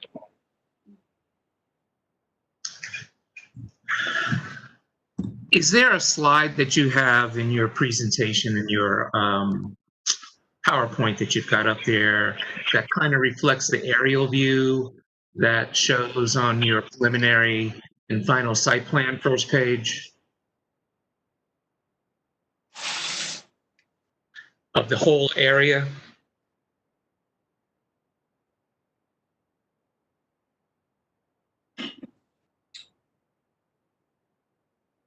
Go back. Yeah. Yeah, no, I was hoping for one the one that's on your site plan is a little bit more. Yeah, that's good. That's good. Reason why I wanted to shift to this is that you look at the site location and you look at this building, and everything around this building on Church Street, on Park Street, on Bloomfield Avenue, Valley Road, it's going to be lower than this building. So there's the potential for the upper stories of this building to be visible both from Bloomfield Avenue and from portions of Park Street on angles, and even from Valley Road. One of the things that problems that we have, as a board looking at these applications is the inability to really accurately visualize the project in a 360 kind of environment. But to my best guess, this building, because of its central location, it's sitting right there in the middle of this block of buildings, is going to be visible to a large extent, to some degree, in a 360-degree mode. Can you go back to the first page of the PowerPoint that has your rendering with your maximum amount of detail? I'm hoping once we get a look at these, that some more of the detail is clear. What you mentioned earlier about, looking at the brick and imagining the brick being longer and the character that will give. Unfortunately, while I have a good imagination, I don't think my imagination is that good, because I don't know exactly what this particular brick looks like. So, I would suggest that you give us some more, something more visually solid that we can look at in making our review, because the image that's really sticking with me is the one that you said doesn't apply now, because that's not the proper dimensions for the brick that you're intending. Can you just walk me through the various materials that I'm looking at from this angle? And, I understand pretty much what's on where the brick is on the 3-story section. That's, kind of stands out in this. But underneath the windows, for instance, where you have a darker color, on this rendering, can you walk me through that material? And the metal panels that I see, what am I looking at here that's metal? What am I looking at here that's stucco or something else? Sure. So we'll start at the base of the building. On the 3-story portion at the front of the site, it's masonry going down to the sidewalk.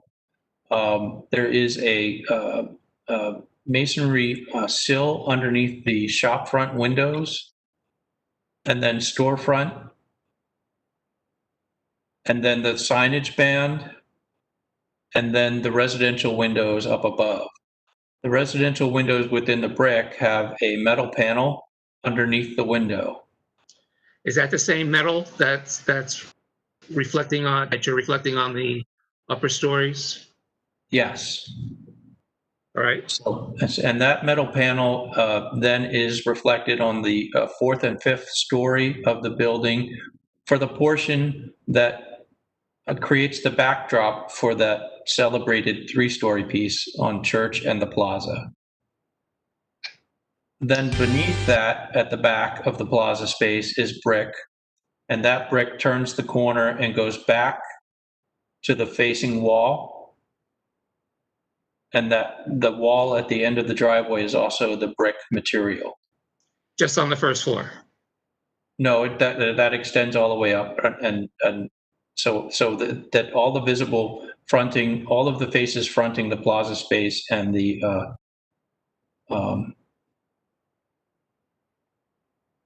street front are masonry. Okay. Exception of the metal panel backdrop. As I mentioned earlier, the elevator tower. Wait, can you back up before you get to the roof? What about the section that's facing Church Street on the recess portion over at the back of the plaza? Not at the driveway portion, but at the pedestrian plaza. Right. That's brick as well. That the second through fifth stories? Yes. And it's gray brick? Oh, no, I'm sorry. That is the backdrop. That's the metal panel. So that second through the fifth story at the back of the plaza, that's all metal. That's correct. And then it turns, and then turning the corner to go right. What's that? That's brick. That's a brick facade. So all the way from the first, that's facing the church. That's all brick. And what's at the wall that's facing Church Street at the very back, where the four windows are, is also brick. That's correct. All right. The tower, now you said that you can see there, you said that was stucco. Correct. Why is it so tall? Because the elevator, there's a rooftop access to the elevator, rooftop access to the amenity. The elevator goes up to that floor, and it is required to be, you have to go 16 feet for the elevator override.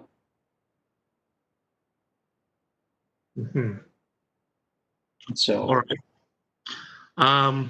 Now, if you go to your rendering that shows the building, the portion of the building that overlooks Park Street, South Park.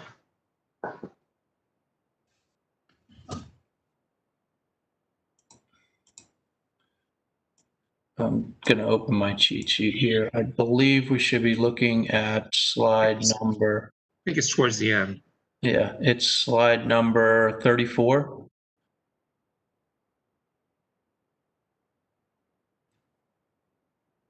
That one? No. Well. Are you looking for the one with the Wedgwood building in it? Yes. Okay. So that should be 30 or 34. There you go. All right. So we have the metal again over the 3-story part, but how far down? And we don't have a rendering of how this building looks running behind the buildings on Park Street, right? No, you would have to go to the elevation on page, slide 38. Let's go to that.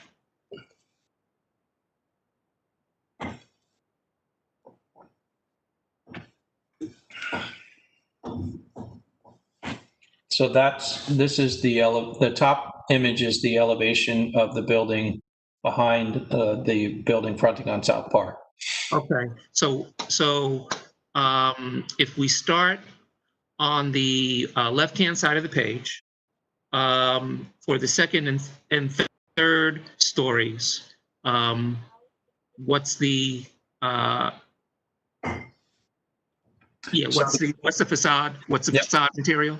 So the brick returns down the alleyway and encompasses the first frame, those first two windows and the frame around them. And then it transitions from there back to a stucco material. And then the metal panel wraps around the fourth and fifth story into the courtyard space.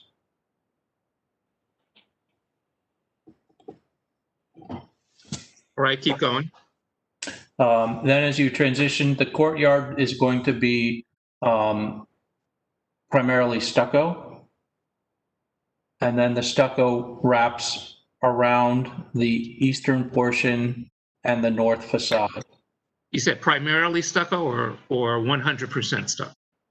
It's two different stucco finishes. One's a smooth finish and one's a textured finish.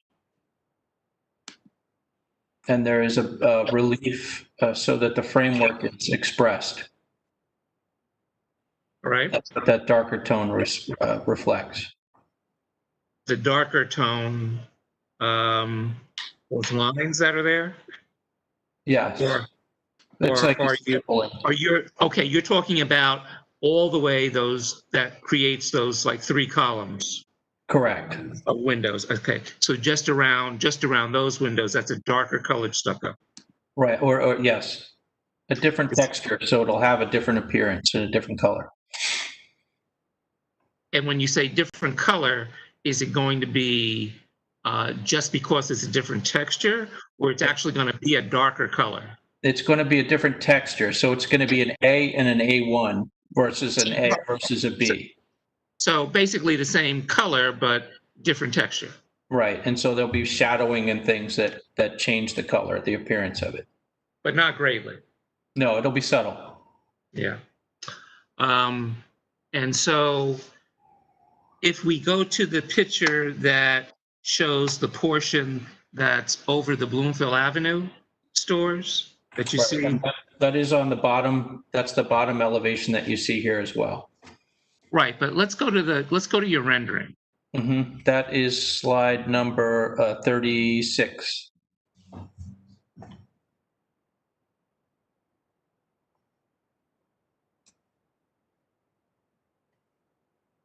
Okay, so in the rendering, you've got that recessed area that looks like it's a dark gray. Am I perceiving that correctly? That's correct. That'll be a different color. That'll be a color of stucco that's selected to work with the color of the metal panels at the front of the building. So that's supposed to be something that close, but you haven't determined exactly what that's going to be yet. What color exactly? Exactly. We'll match it so that it's a very close match.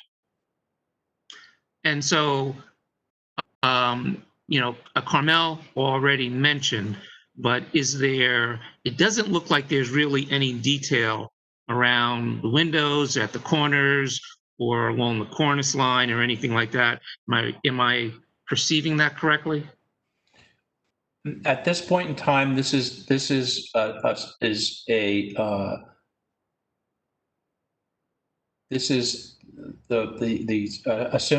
simplified version of the facade facing Church Street.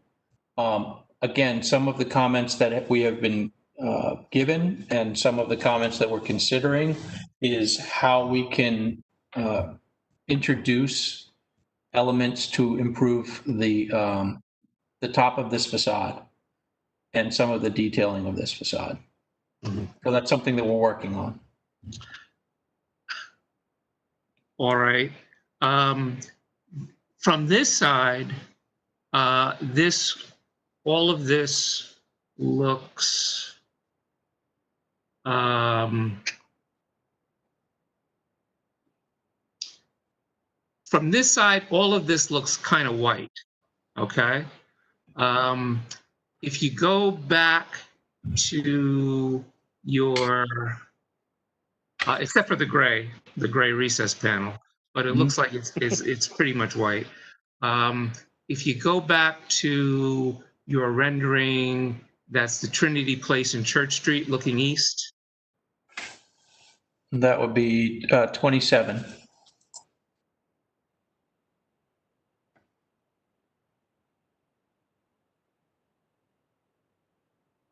Okay, so the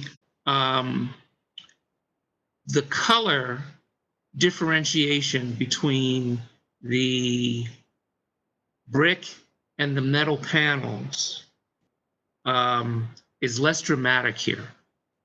On your more basic renderings, it's like dark gray and white. So what is closer to the truth? What is closer to your vision of the finished product? Is it going to be a subtle difference like this, or is it going to be like, you know, a dark gray and a light, you know, a light whitish contrast? Right. The reality lies somewhere between the two. So this is an artist's rendition.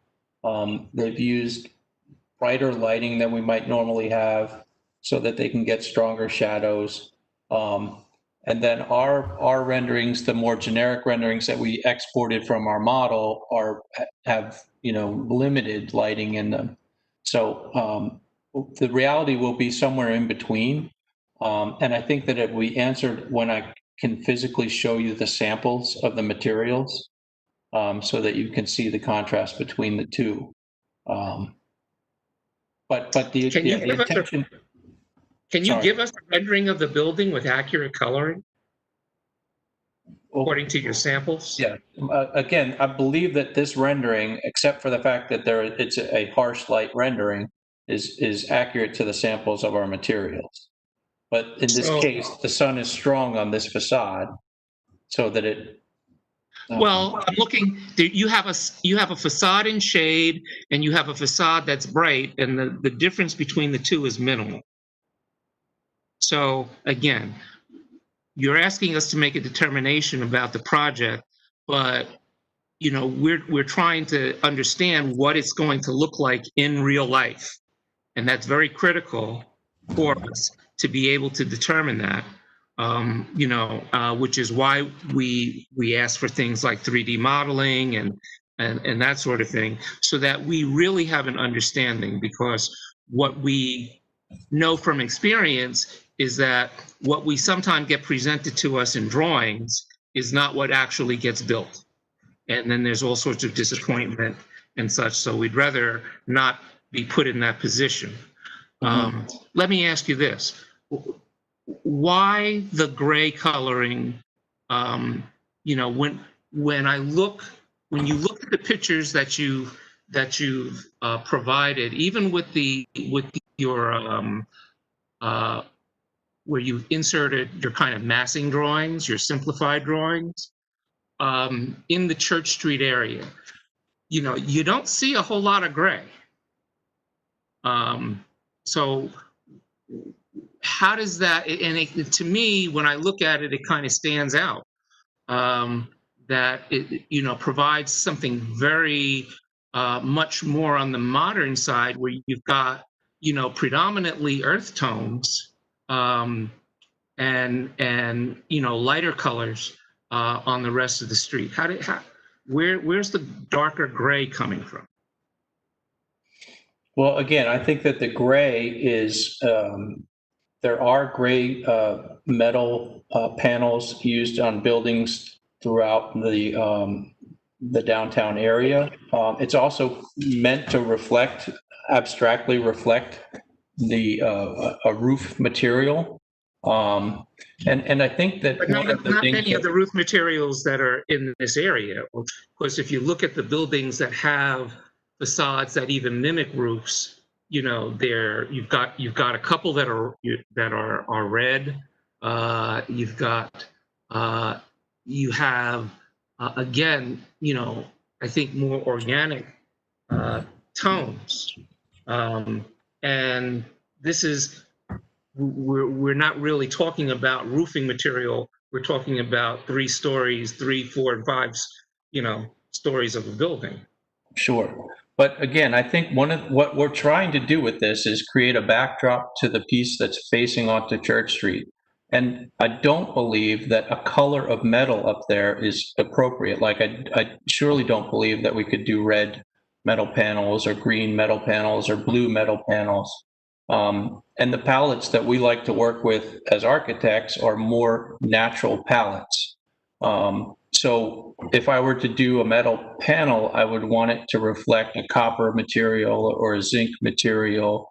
And those are warm, rich, materials that age and change over time. They're not painted materials. And one of the things that I think that we're trying to react to in a building like this, which is a palette of 2 or 3 colors, is to not do some of the things that were done on other projects that had multiple colors, and that tried to fragment the buildings down using color. Nobody's asking about multiple colors. I'm asking where the gray came from, and you're telling me that you have a preference for dealing with metal panels and natural tones. Well, bronze and zinc and there are earth tone browns and earth tone and other color metals than gray. So this is meant to be a zinc panel.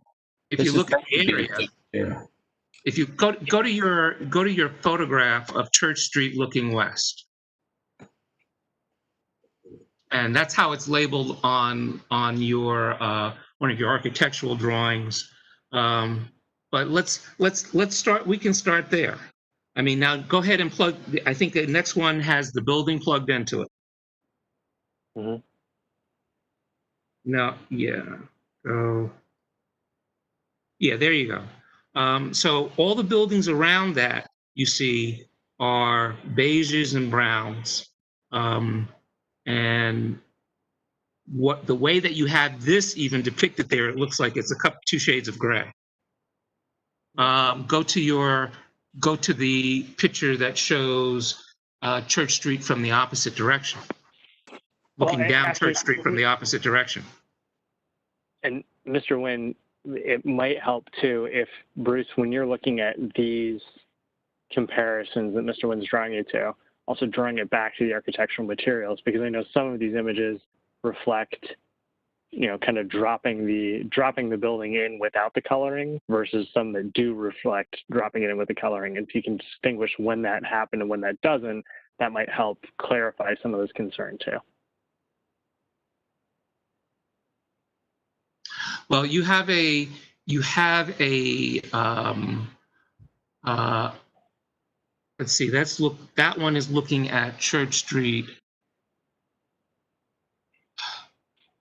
Is really hard for me to, because I'm looking at A13, which are the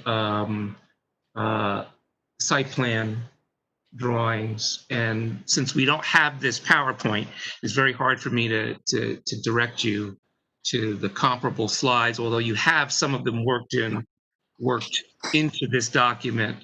But you have another Church Street from the roundabout looking east that gives you a better look down Church Street.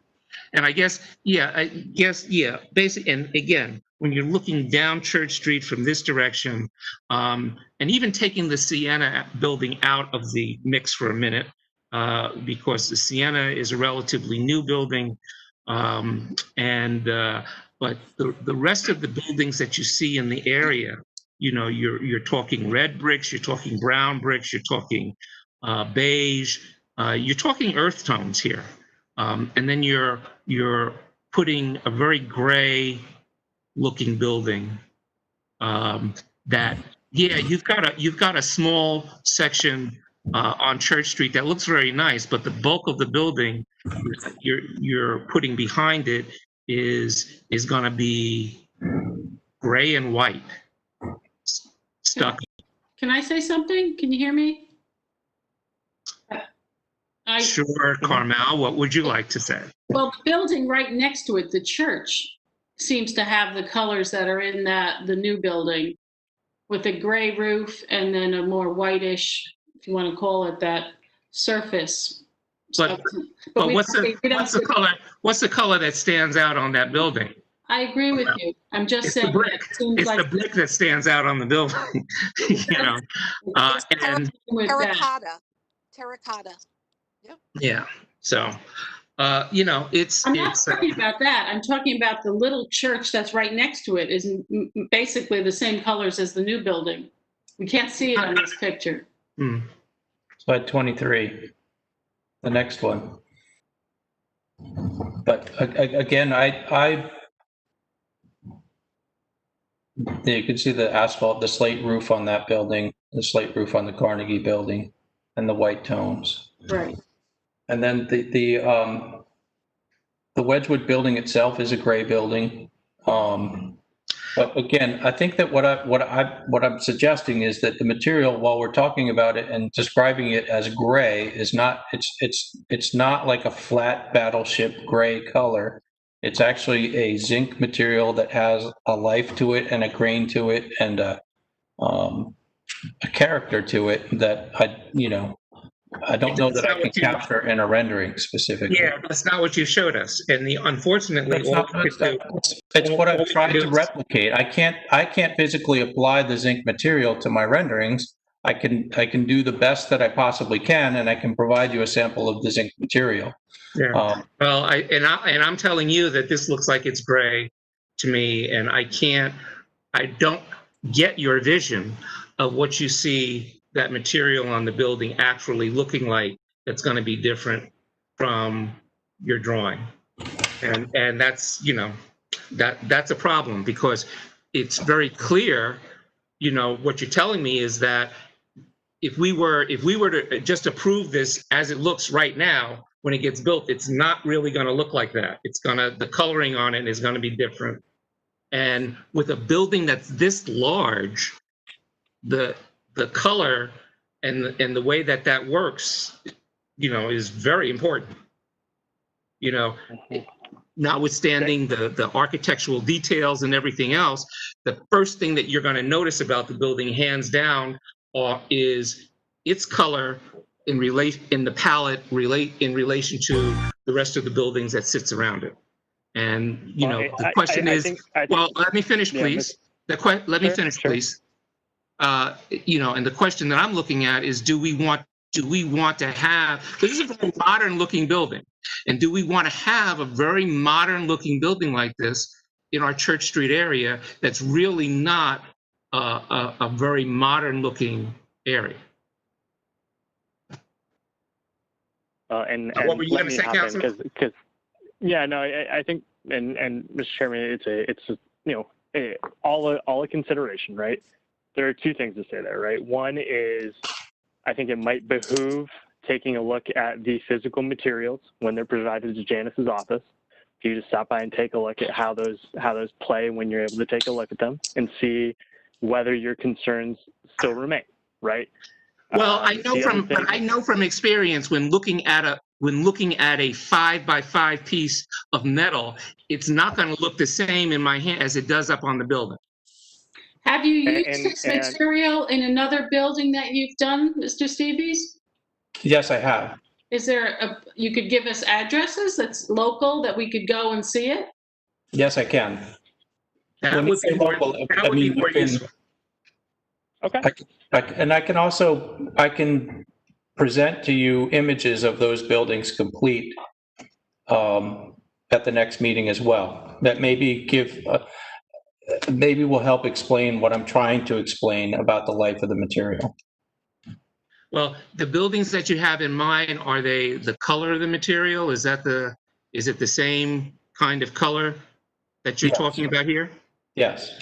And that would be the best possible example that I could see something in real life. Yes, I would be happy to do that. I'll put together a presentation that better reflects the materials that we're suggesting and how they're used in real life. And just give us the addresses if they're local. I mean, I don't driving by. I can. Well, they're not. They're with, like, in towns like Morristown. Yeah, sure, that's local. Okay. I don't mind taking a drive. We've done it before. Okay, we'll provide you some addresses of some buildings that you can see. You have a road. And I'll show you some others. All right. But I would like to just, one other thing that I'd like to say is that the design guidelines in the redevelopment plan were written to allow a building like this to be built. The guidelines that are in the redevelopment plan allow a lot of different kinds of buildings to be built, but it doesn't mean that following them blindly in any old combination that you put together is something that we're going to approve. I do not feel that we followed them blindly. You do understand what I said, though? I do understand what you said. Good. Are there other questions from the board? Because again, let me ask you this: there was the thing about the 3D modeling that was brought up. That's in our planners report. You guys don't want to do that. Is that correct? You want a waiver? That's a correct. requirement, right, of our application checklist. Well, and sorry, Mr. Brodick, go ahead. I just said I think that's a requirement of our application checklist, if I'm not mistaken. I believe Yes, a waiver is requested from that in the application. Right. That's what you noted, Janice. And why don't you want to provide it? Well, two reasons for that, and I'll let Bruce talk to the substantive reasons. Frankly, one of them is that requirement post-states a lot of the intent that was in the redevelopment plan as to how the visualization could be achieved. And, the photo collages that have been shown throughout this presentation and throughout the architectural presentation are intended to do exactly the same, to provide those kind of perspective renderings to give you the context of what the building looks like when you're driving down Church or when you're looking at it from Bloomfield Avenue. So we thought, from at least a base perspective, it's covering a lot of the same bases. So, why would we do the work twice? Essentially was part of it. Now, Bruce, I know we've talked about other reasons why the 3D modeling wouldn't work as well here. And I'll let you kind of touch on those as well. A couple of the things, one is that the model that we have is so large that it's very difficult to operate on a computer system. The computer systems that we have are very sophisticated to run the modeling. And in addition to that, you have to have special software to run it. So it becomes problematic. We can shoot views.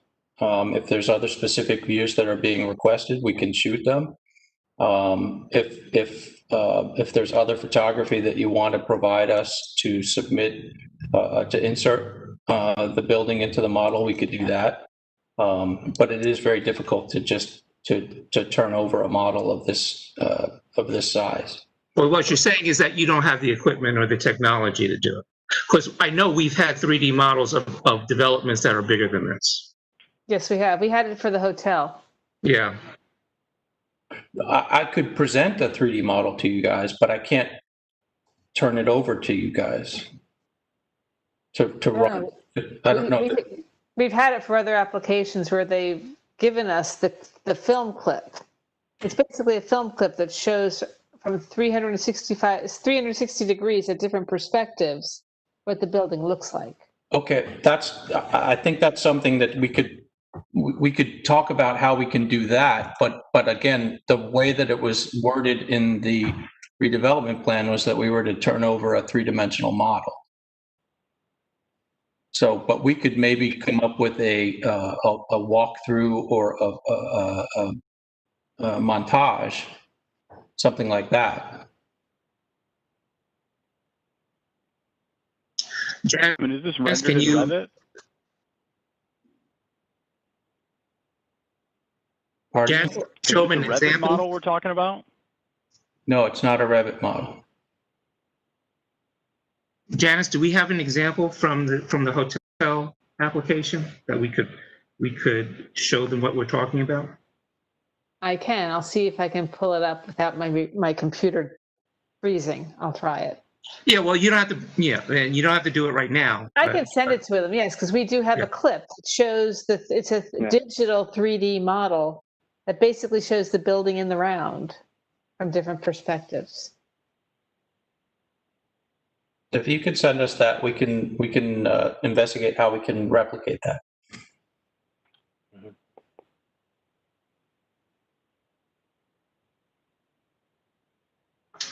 Carmel, did you have questions concerning the interior?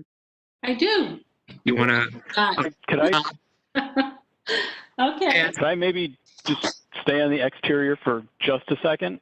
But of course, So sticking with this slide that we have up here, slide 24, looking at the stair tower, is there anything that goes on top of that stair tower?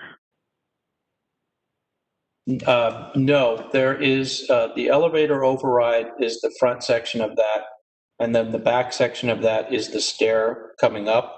The stair doesn't have to come up the full height, but we've extended that so that we could put the generator on the roof of the stair. So that's encompassed in that parapet. So is that, could I say that the horizontal line that I see there, anything above that, is that just the generator? An elevator override. Okay, so it's both above that line. Yes. Okay. That's, I'll let everyone move into the interior at this point.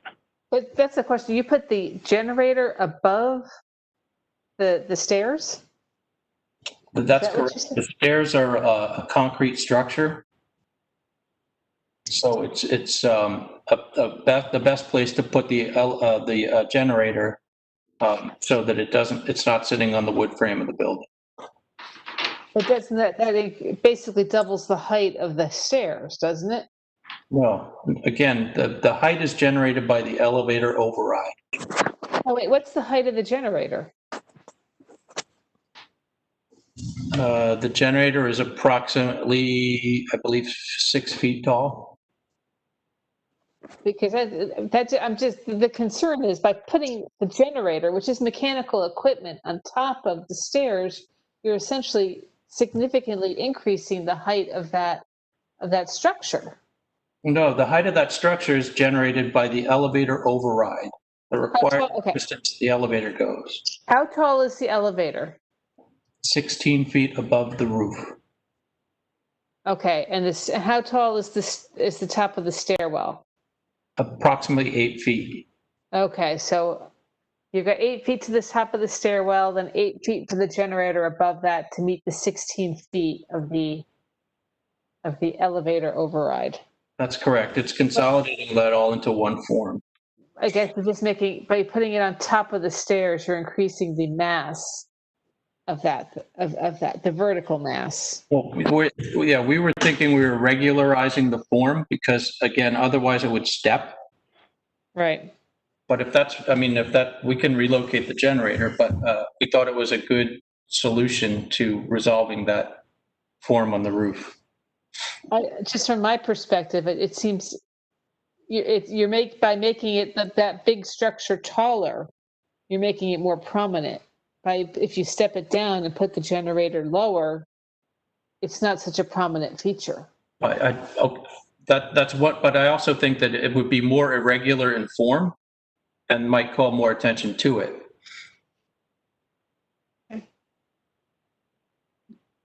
What powers the generator? What, Arthur? I missed your question. I asked, what powers the generator? Is it gasoline? Is it gas? What is it? It would be natural gas.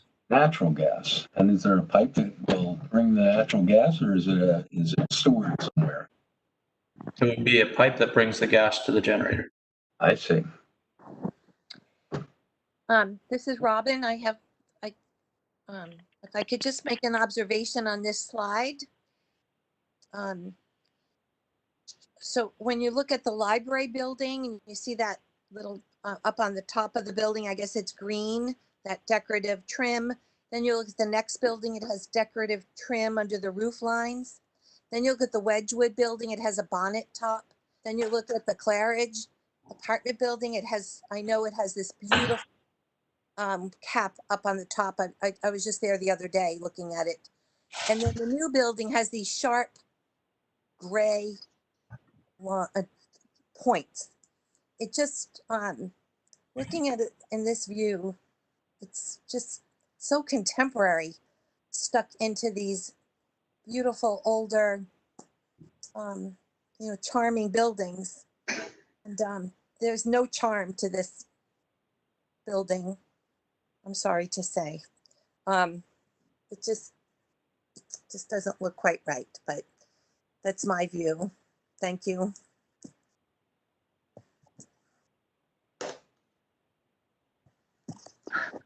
Carmel. Okay, so I went through the what do you call them? Cover sheet, etc. So I have pretty much a question in every one of them. So if I may start on A1. And this is for the, what's the title of the document? A1? A1, yeah. For Well, preliminary and final site plan, or? sheet site plan, yeah, cover sheet site plan. Are Because you talking about the architectural exhibits or? I think so, yeah, it's by Mr. Stevie's company. Okay. architectural drawings, 9/11/2020. Preliminary and final site plan, mixed-use building. Yes, C1 is the first page, but then A1 is the next? correct. Okay. I mean, I gather that's what we'd like to go through now, right? We can. Okay.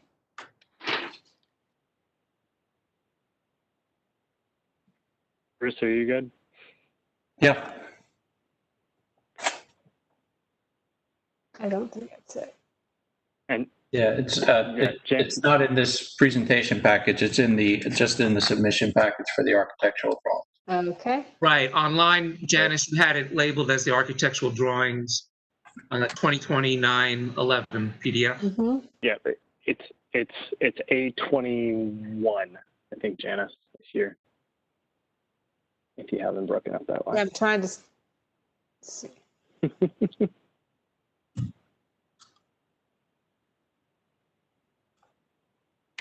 All right, so.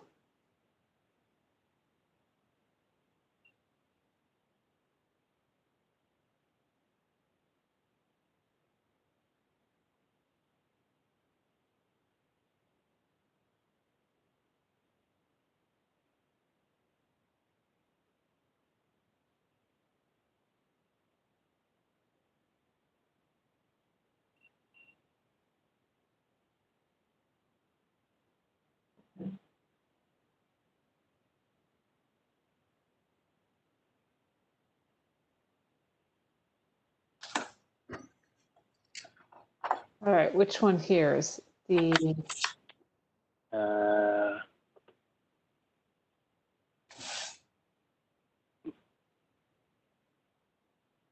Those are all too old. Should be what, 9/11, right, Bruce? Yes.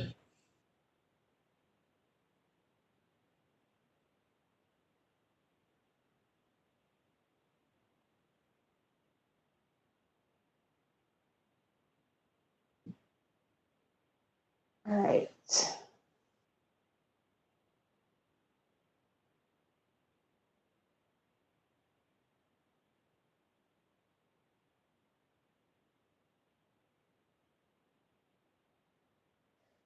All right, then I'm going to go to the website, the web page. Bear with me. I know it's there.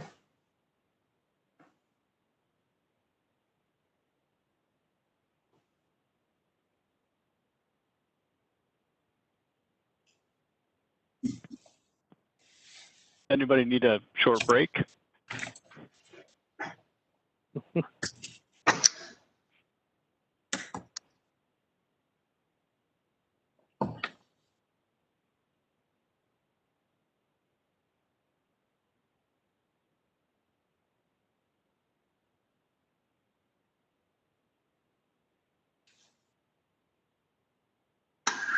Yeah, it's 9:51 now.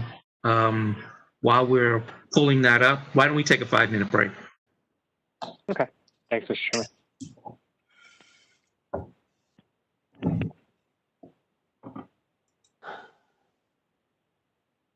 All right, Janice?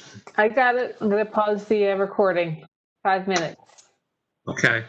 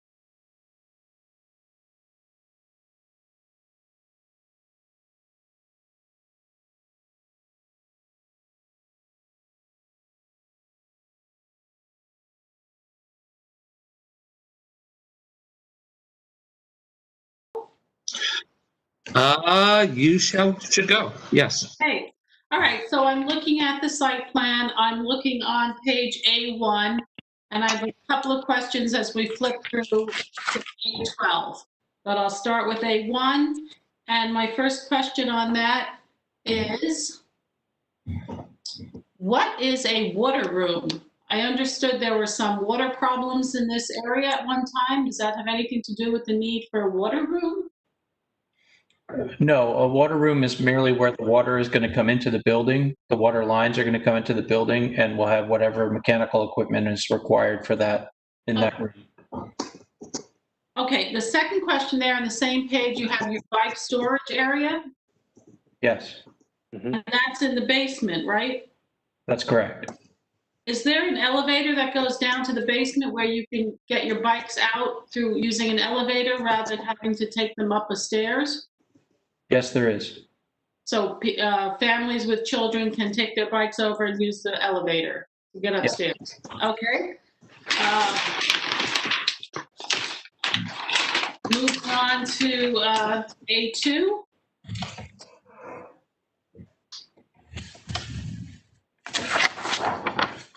Is the gym open to the public, or that's for the residents only? The gym is for the residents of the building. Okay. And we talked about that gate meeting between the Wedgwood building and the this building. That earlier, I believe there should be a need for a gate that would close up and hide those sorry, not the transformers, the utility boxes, as well as keep people from walking around the building there. I understand you can walk all the way around the building if you get into that area. And I don't think we'd want that, right? Yes, I believe that's what we discussed. And we'll talk with our civil engineer who is going to be testifying later. Okay. The trash pickup site, how do you get the trash out and where does it go? So the trash is stored inside the building. Yep. There will be, there's a trash room with a chute on every floor. Yep. The trash will come down the chute into a compactor. It'll be held inside the building in the trash room, and then it'll be brought out by the building management company for collection to the trash trucks. So the trash trucks will go in by your loading zone area? That's correct. No, I'm sorry. Go ahead, Cameron. No, I think, and this is something we'll have the operator of the building available next time around. But what we've discussed and what I think we talked about at the DRC too was that those trash receptacles will be brought up to Church Street so that those trucks aren't making that movement down the roadway. That those compaction or that those bins will be wheeled up. Yeah, I'm sorry, I misunderstood the question, but yes, the idea is that the trash is held in the space. They come out that door by the loading zone, and then it comes down and is loaded into the truck at the street. Loading into the normal municipal garbage trucks, is that right? Or a private service? I don't know if that's been determined yet. Yeah, that I don't know. Okay. All right. Let's see.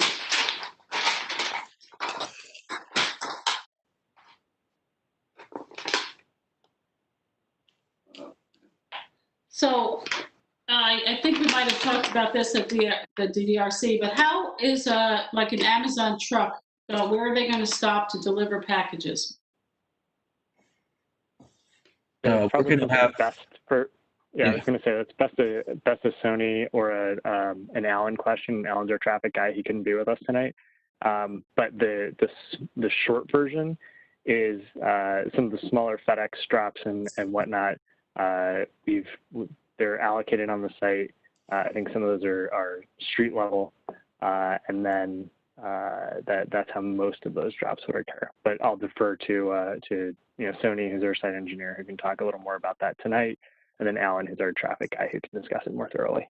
Okay, because I understand there's going to be 4 parking spaces right at the retail level. So where would an Amazon or UPS truck pull over and unload and deliver the packages to the, I guess, the lobby? You know, Right, and that, yep, and that's something I'll ask Sony to talk about, just because he can show you where the movements go. But I'm pretty sure if you look at and I'm just saying site bottom left, down here by the retail, there's the loading area there. I think that's where those smaller trucks would be pulling up to drop. okay, he can talk about that, right? Okay. Okay, moving on to A3.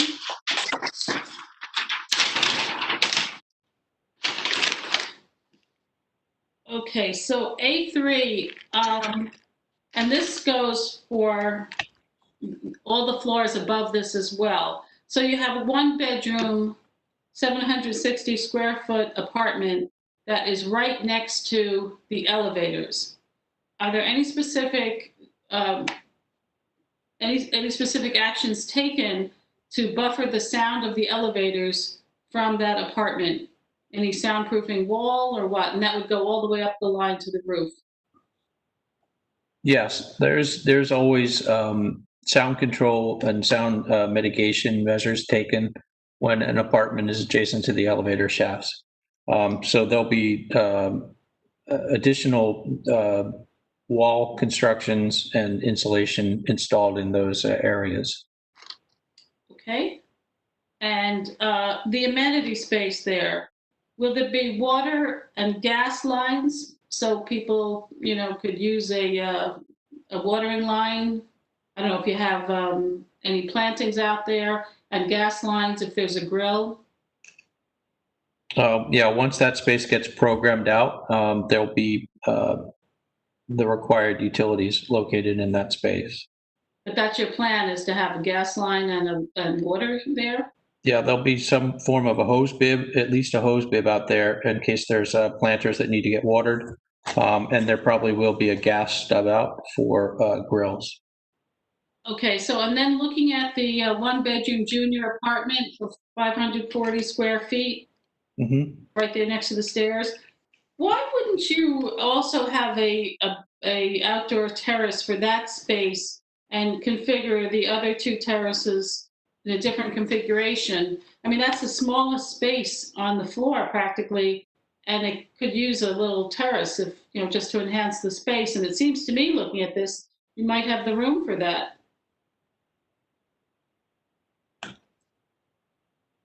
I think it's going to come down to the unit configuration for that 1-bedroom apartment and whether there's a bedroom window right there. Oh. Okay. Well, that's the only window it looks like in the whole place. One would think it might be a sliding glass door or something, and going onto a terrace might be nice. Anyway, okay. And my other question on this floor, this is the 2nd floor. So will this floor be higher than the Bloomfield Avenue rooftops, the rooftops of the Bloomfield Avenue buildings?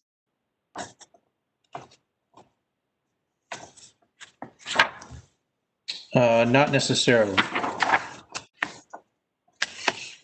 So these windows of these units on the north side could be looking at the back side of the Bloomfield Avenue buildings.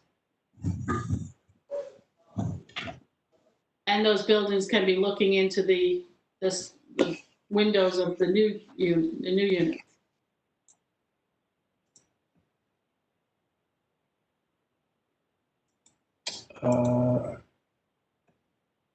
I'm just looking to see if I could pull up Google Earth.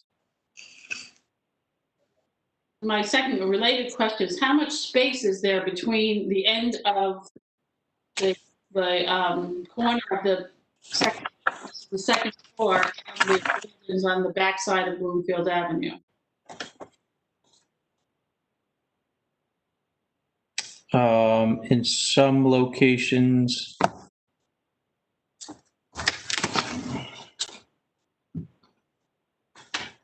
it's as close as 5 feet, and other locations, it's as, appears to be about 15 to 18 feet. So the 5 foot is where? There's a 705 square foot one bedroom. That corner is approximately 5 feet from the site, from the property line. Oh. Is something built on the property line on Bloomfield Avenue? So there's only 5 feet separating two walls? The wall of your new building and the wall of the Bloomfield Avenue building?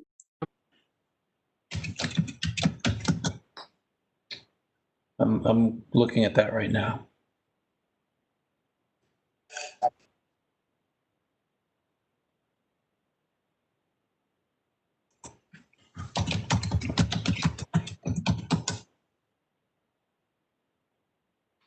Hey, Bruce, it might be easier to see it on the site plan. This is Sony, by the way. Oh, hey, sorry.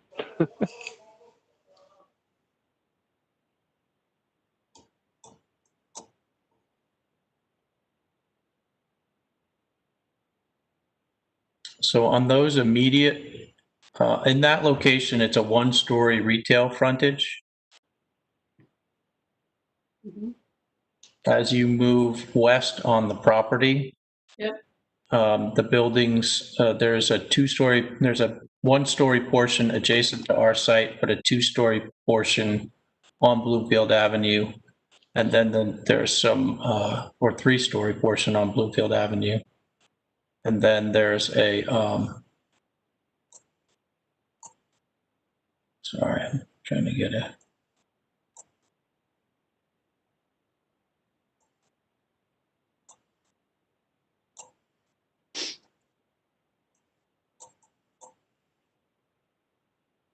so where that one bedroom, 705 square feet is 5 feet from the property line, the building in front of it is one story tall. The next building in the rear of the property is one story, and fronting on Bloomfield Avenue, it is 2 stories. So it steps, yeah. Yeah, and then it steps down in the back. And then as you get further north, where the building steps back from the property line further, there are some 3-story buildings, again, fronting, but they're also set back from the property line. So there's quite a distance between the two buildings at that point. And again, it might be easier to see that on the site plan. When the site engineer discusses, he can show you exactly where those buildings are located on the site plan. You mean the engineering plan, right? Yes. Okay. All right, I'll take a look at that. So moving along to, let's see.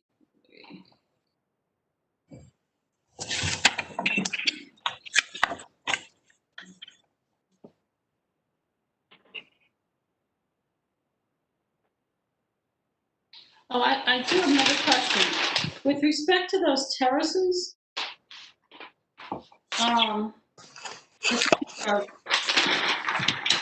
actually, that's the last, you have only a 42-inch wall separating one terrace from the next.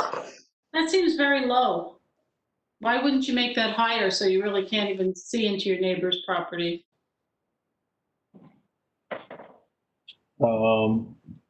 We can take that under advisement. Okay.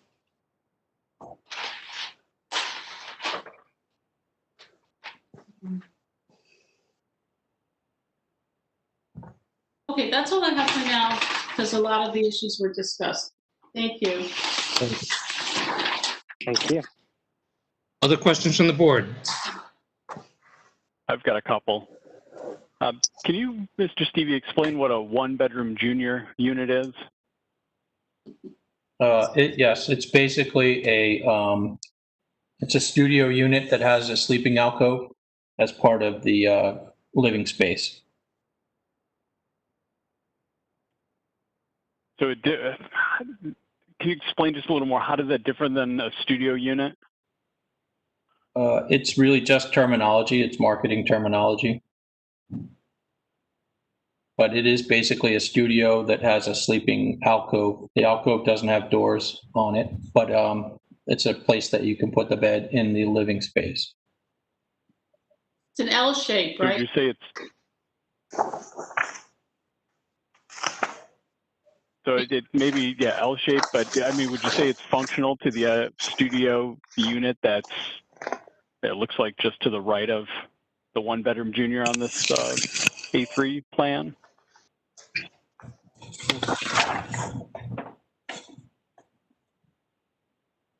Yes, it's similar to that. Okay. What's the plan for move in and move out with the loading zone, or is that something that the operator will cover? Yeah, that'll be covered in other testimony. Yeah. Okay. And you touched on parking a little bit, but I assume you have a separate expert to discuss the details of parking? Yes, we do. Okay. What is the metal garage door that's shown on elevation 1 on on plan A8? Is that a see-through door?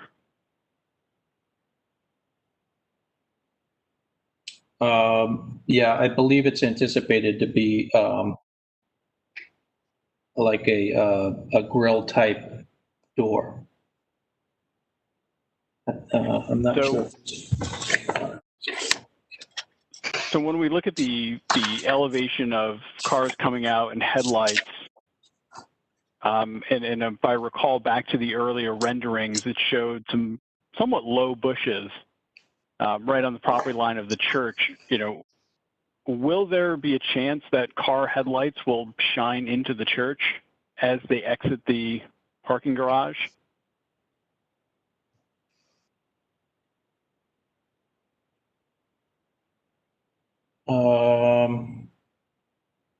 There is a slight elevation change between our property and the church property. And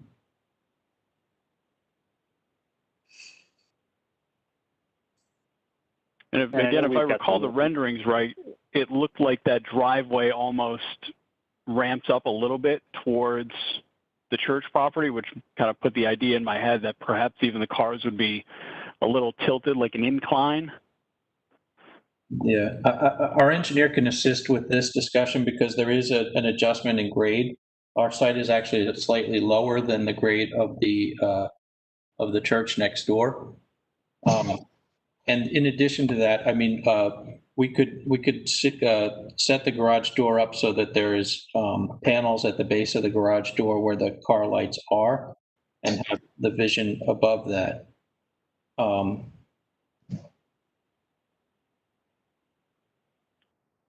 Appreciate that. I'm also thinking when the doors open and the car, you know, drives out. I mean, it would seem to me, you know, we should take that into account where we wouldn't want, you know, evening events at the church to be interrupted by car headlights flashing into the windows. And some of those grate type garage doors are fairly noisy when they open.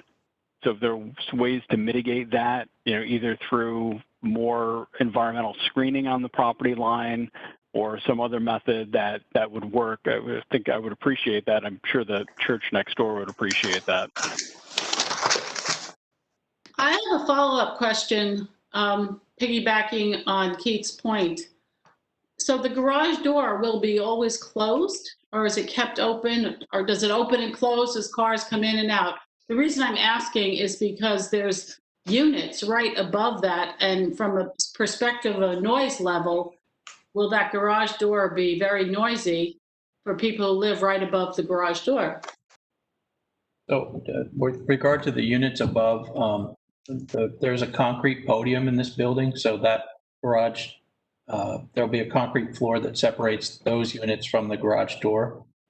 So the operation of that garage door shouldn't impact the units up above.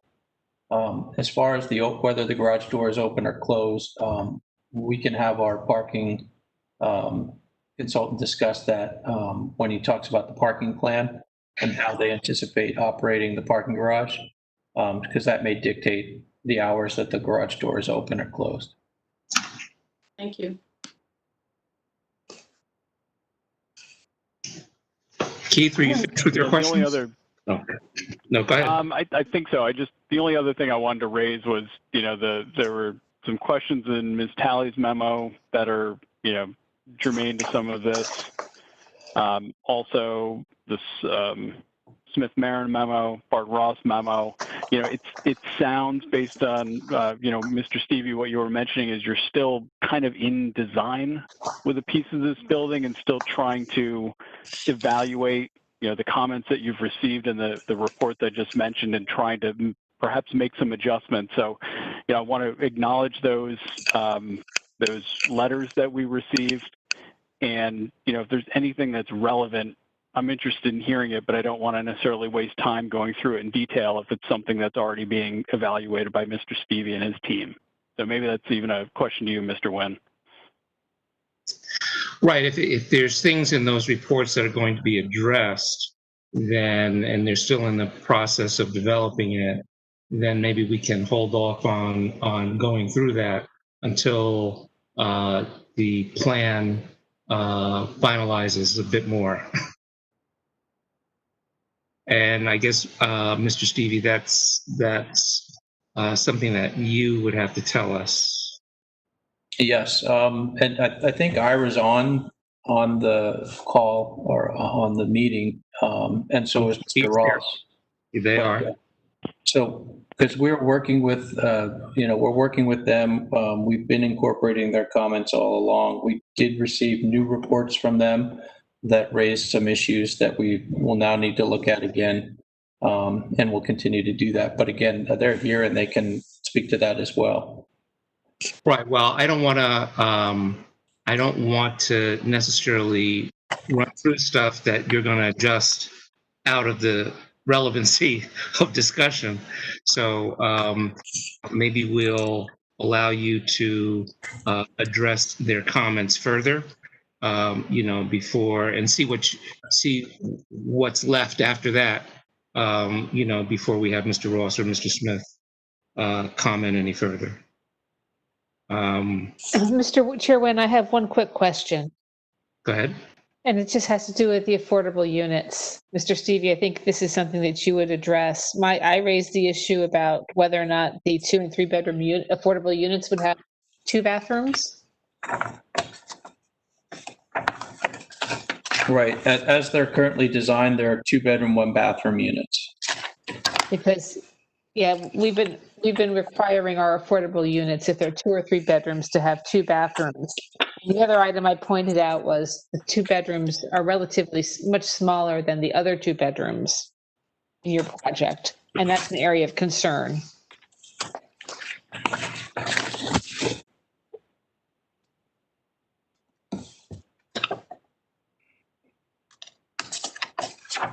And so, Ms. Talley, let me ask this, because I guess I'm a little confused. You've been requiring the 2 bedroom units to be 2 bath as well? Yes. Okay. And the size of those units, based on what I saw in your tallies, for instance, we've looked at these unit sizes, and I think we're actually hitting pretty close to a sweet spot among the affordable units, at least from what I saw within your planning memo. Additionally, the size of these match and are actually a little ahead of what HMFA would require us to do, which is why they were designed in this way. But the size of the units has been, and I hate to kind of drive this back, but has been painstakingly late and ordered really based on what the density requirements are and what we can do with the building. So we can look at those issues, but it's certainly not something we can commit to one way or the other without taking a look at what it may take to do some serious revision to the plans. I guess the issue is that the two-bedroom affordable units are only 860 square feet in area, and the two-bedroom market rate units are between 1185 and 1400 square feet in area. That's the concern. And the 860 square feet is smaller than the majority of the two-bedroom units in our inclusionary projects. Okay. That's something, we're going to have to talk to ownership about, but, the size of the bedrooms matches all the UHAC regulations, matches every HMFA regulation that exists. And these are, by our read, conforming with all the obligations that we have. Certainly, we're attuned to the fact that these need to be, consistent with what's available in the market. And, for inclusionary development, certainly need to be readily available for families. But these are, like I said, designed pretty tightly within what's a very narrow program.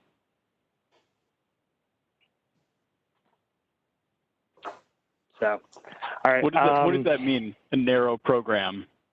It means that, frankly, within the building, it's tough to get 2-bathroom units into this thing based on the way it's designed. I mean, you've seen that, Mr. Stevie's drawings have some pretty tight nuance to them. We're taking advantage of as much of the building as we can. And we're trying to make this as functionally building, given a wide variety of issues that come with designing a site on 0.83 acres in the middle of Montclair. Are your two-bedroom affordable, regular market rate units, rather, do they have 2 bathrooms? I think some do and some do not. I think the plan should show those kind of details so that we can evaluate how comparable the units are. I agree. Because that's what we're really talking about here. Wanting to make sure that the affordable units are comparable to the market rate units. Yep, totally understood. Also, the 1-bedroom junior unit that you have on the floor with the amenity. Yeah. Mm-hmm.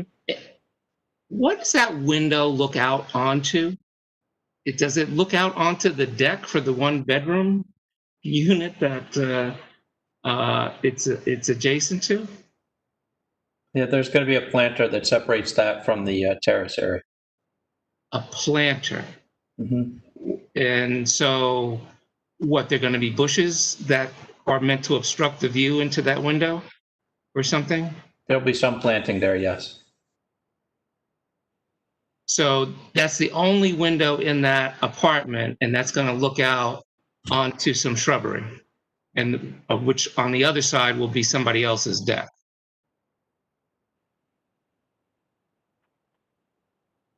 That's right? That's the current configuration of that, yes.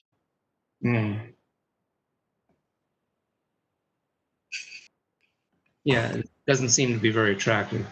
But anyway, other questions from the board of Mr. Stevie at this point? I just have a quick question, if you wouldn't mind. Go ahead. It's my understanding that some of the parking is going to be used for the public.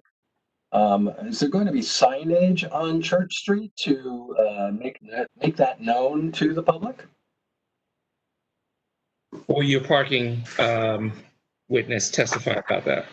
Yeah, we'll have parking testimony and perhaps site engineer. But there is building mounted signage that identifies the parking.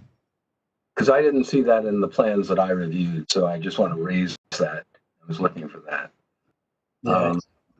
And also, the apartment units that are facing east on the second floor, do those windows face right into the Wedgwood building? Is that what they will see looking out?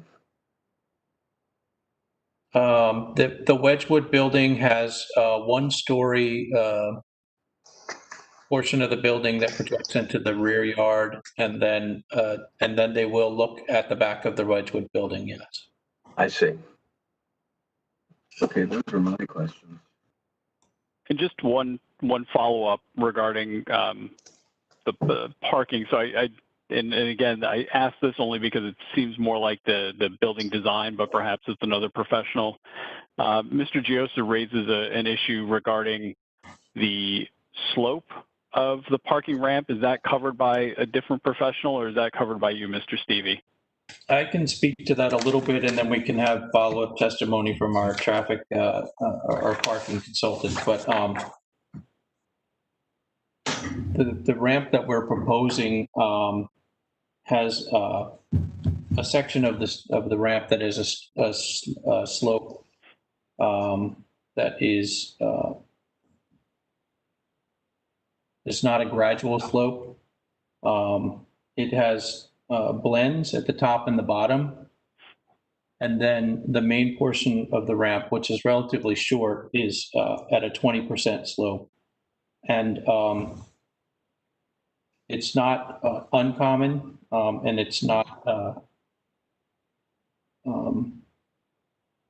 that these it's called a non-parking ramp, and they're used inside when you've got an internal garage. They're used to quickly make up the difference between floor slabs. So again, it's within parking structure design guidelines that these non-parking ramps can slope up to 20%, as long as they're not exposed to elements of snow and rain. And so this is completely covered and completely enclosed, and it's a relatively short section of that steep sloped ramp. Mr. Giosa, would you care to respond to that? Because that sounds different than what was indicated in your memo.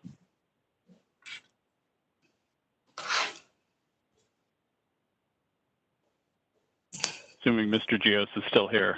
He is. Let me unmute him.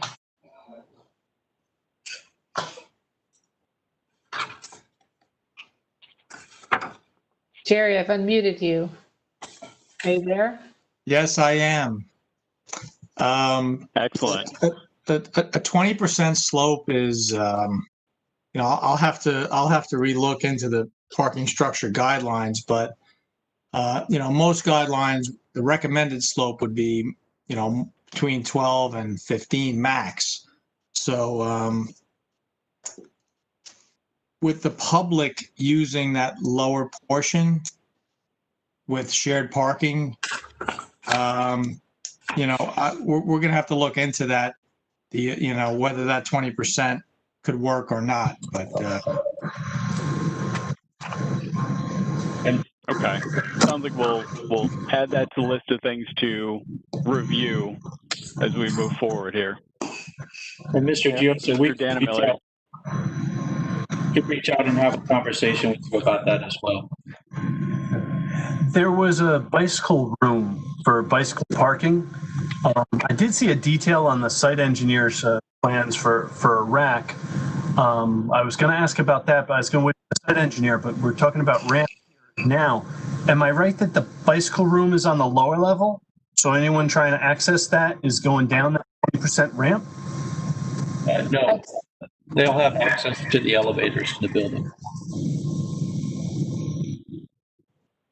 The bicycle room is for residents. Yeah. Are there bicycle, actually, question was asked. There's supposedly non-designated, but intention for bicycle rack for the public somewhere? Yes, we'll have a testimony from our site engineer. Yeah, there was a nice detail of it. I just didn't see it. Okay, yeah, that's for them. Thank you. I'm all set, Chair Nguyen. Any other questions from the board for Mr. Stevie? If there are no questions from the board, no further questions from the board, I'll open it up to any of the other participants if there are questions that they would like to ask of Mr. Stevie in connection with his testimony and only his testimony this evening. Okay, we'll open up to the public. I don't think we have a couple members of the public here. And I've allowed them to, I've unmuted them, but I don't think you, Mr. Schrager, do you have any questions? Mr. Mazzola?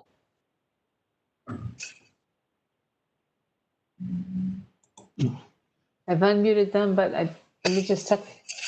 Okay, wait. Go ahead. Was it? No. Sorry, this is Cameron. Was it Chris? Was that one of you? Are you called in? His name is on. There's Manny Sorry, I don't see the whole. Manny Schrager says he has a question. I've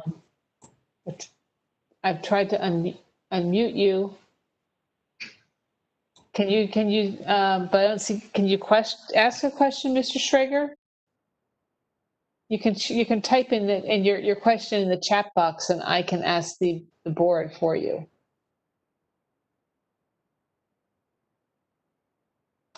Mr. Schrager asks, what is the view from 570 Bloomfield Avenue from residential tenants' point of view and from other residents?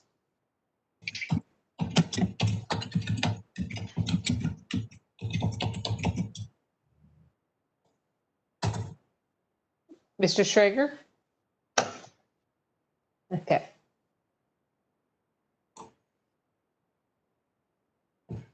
Mr. Stevie? So again, I don't have the 570 Bloomfield Avenue appears to be in the northwest corner of the property. It has a rear yard behind it, and then our building is set back from that point. I can get the specific dimensions for him. I don't have them right at this second, but there is a setback between their building and our building. I'm trying to see which drawing would be easiest to show it. If you can go to slide number 5 in our presentation.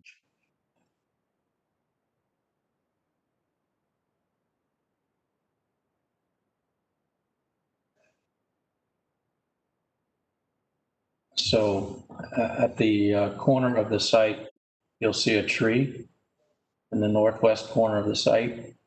I believe 570 Bloomfield Avenue is the building that is directly behind that tree. So they'll be looking across their yard. The tree will be there. And then you can see there are building steps back at that corner. And is set back from the property line at that corner. I can get the specific dimensions for you, but I don't have them right now. Mr. Stevie, is this something that you could address with the 3D 360-degree view of the building? The potential is that we could shoot a view of what it would look like from there, yes. Okay.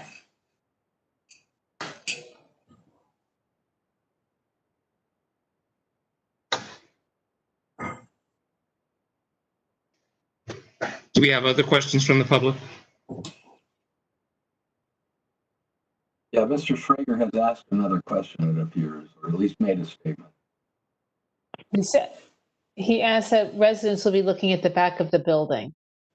That's a comment. We will have, this is really for questions, not comments.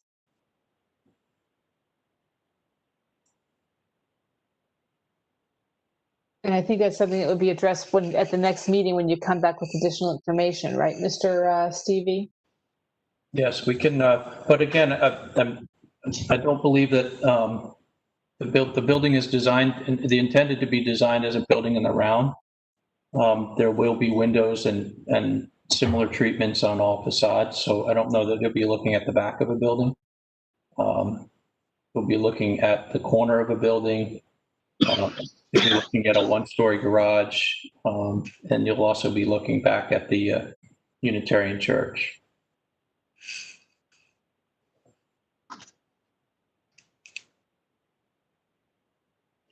Mr. Greenbaum, do you have a question? I've tried to unmute you, Mr. Greenbaum. Do you have a question?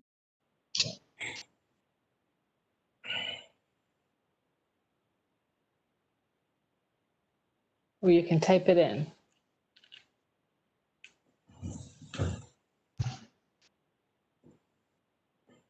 Okay.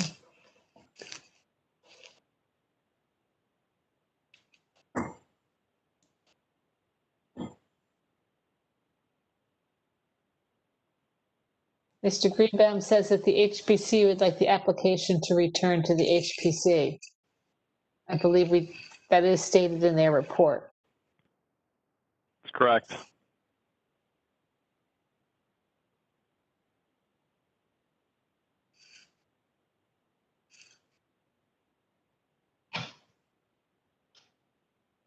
Any other indications of questions, Janice? No. All right. It is 10:47. We don't start new witnesses after 10:30. So we will carry this hearing. What's the next date, Janice? It would be November 9th. Okay.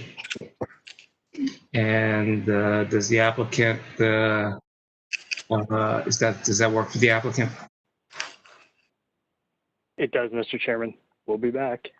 Okay, and any consents needed for Time, no. And I don't no, believe so. Let me put it that way. Ms. Talley, am I right? I think we're fine. Yes. Okay.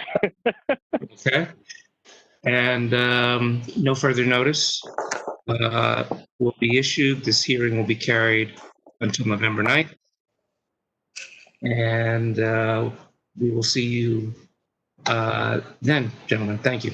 I just want to point out that information on how to link to the meeting will be provided on the agenda, which was posted on the web on the planning board website. Yes. Great. Thank you all very much. Good evening. All right. Thank you.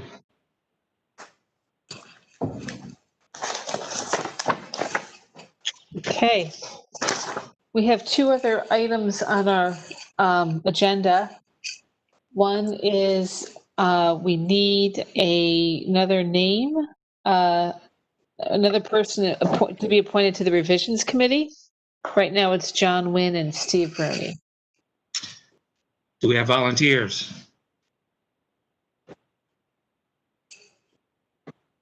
Don't everybody rush at once. Need a little order here.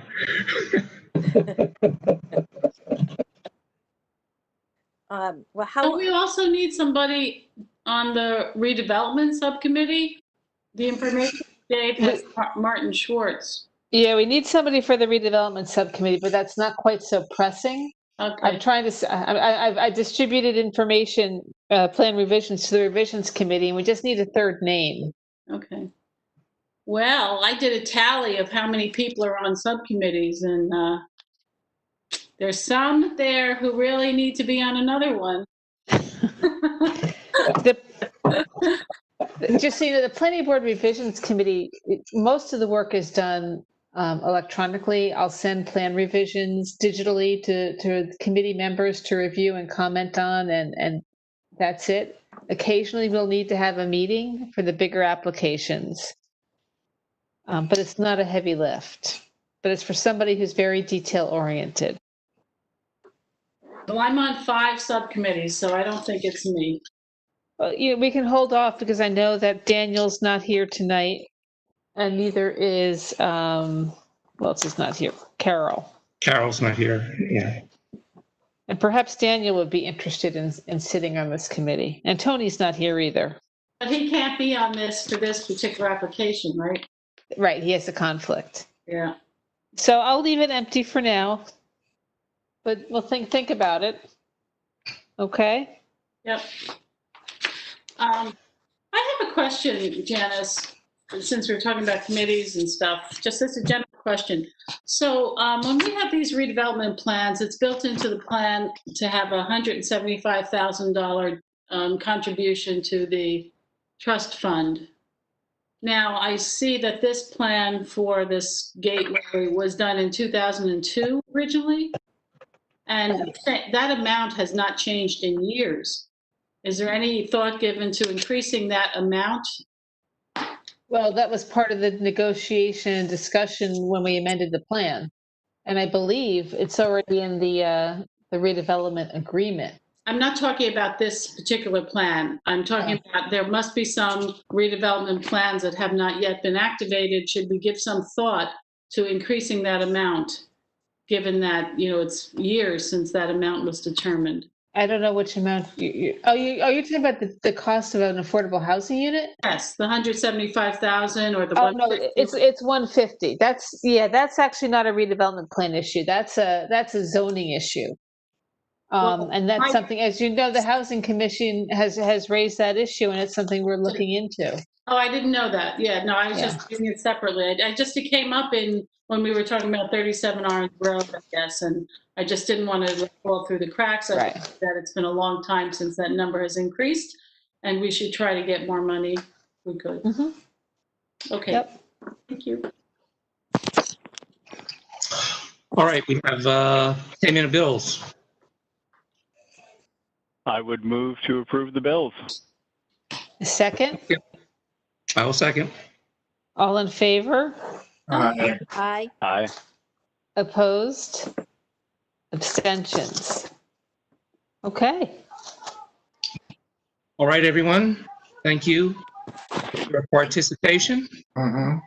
And we will see you at our next meeting. Janice, what's the next date? The next meeting's in 2 weeks, which is the 21st. 21st. Yeah, we'll see you on the 21st. All right. Okay. Have a good evening, everyone. You too. Bye-bye. Good night, everyone. You too.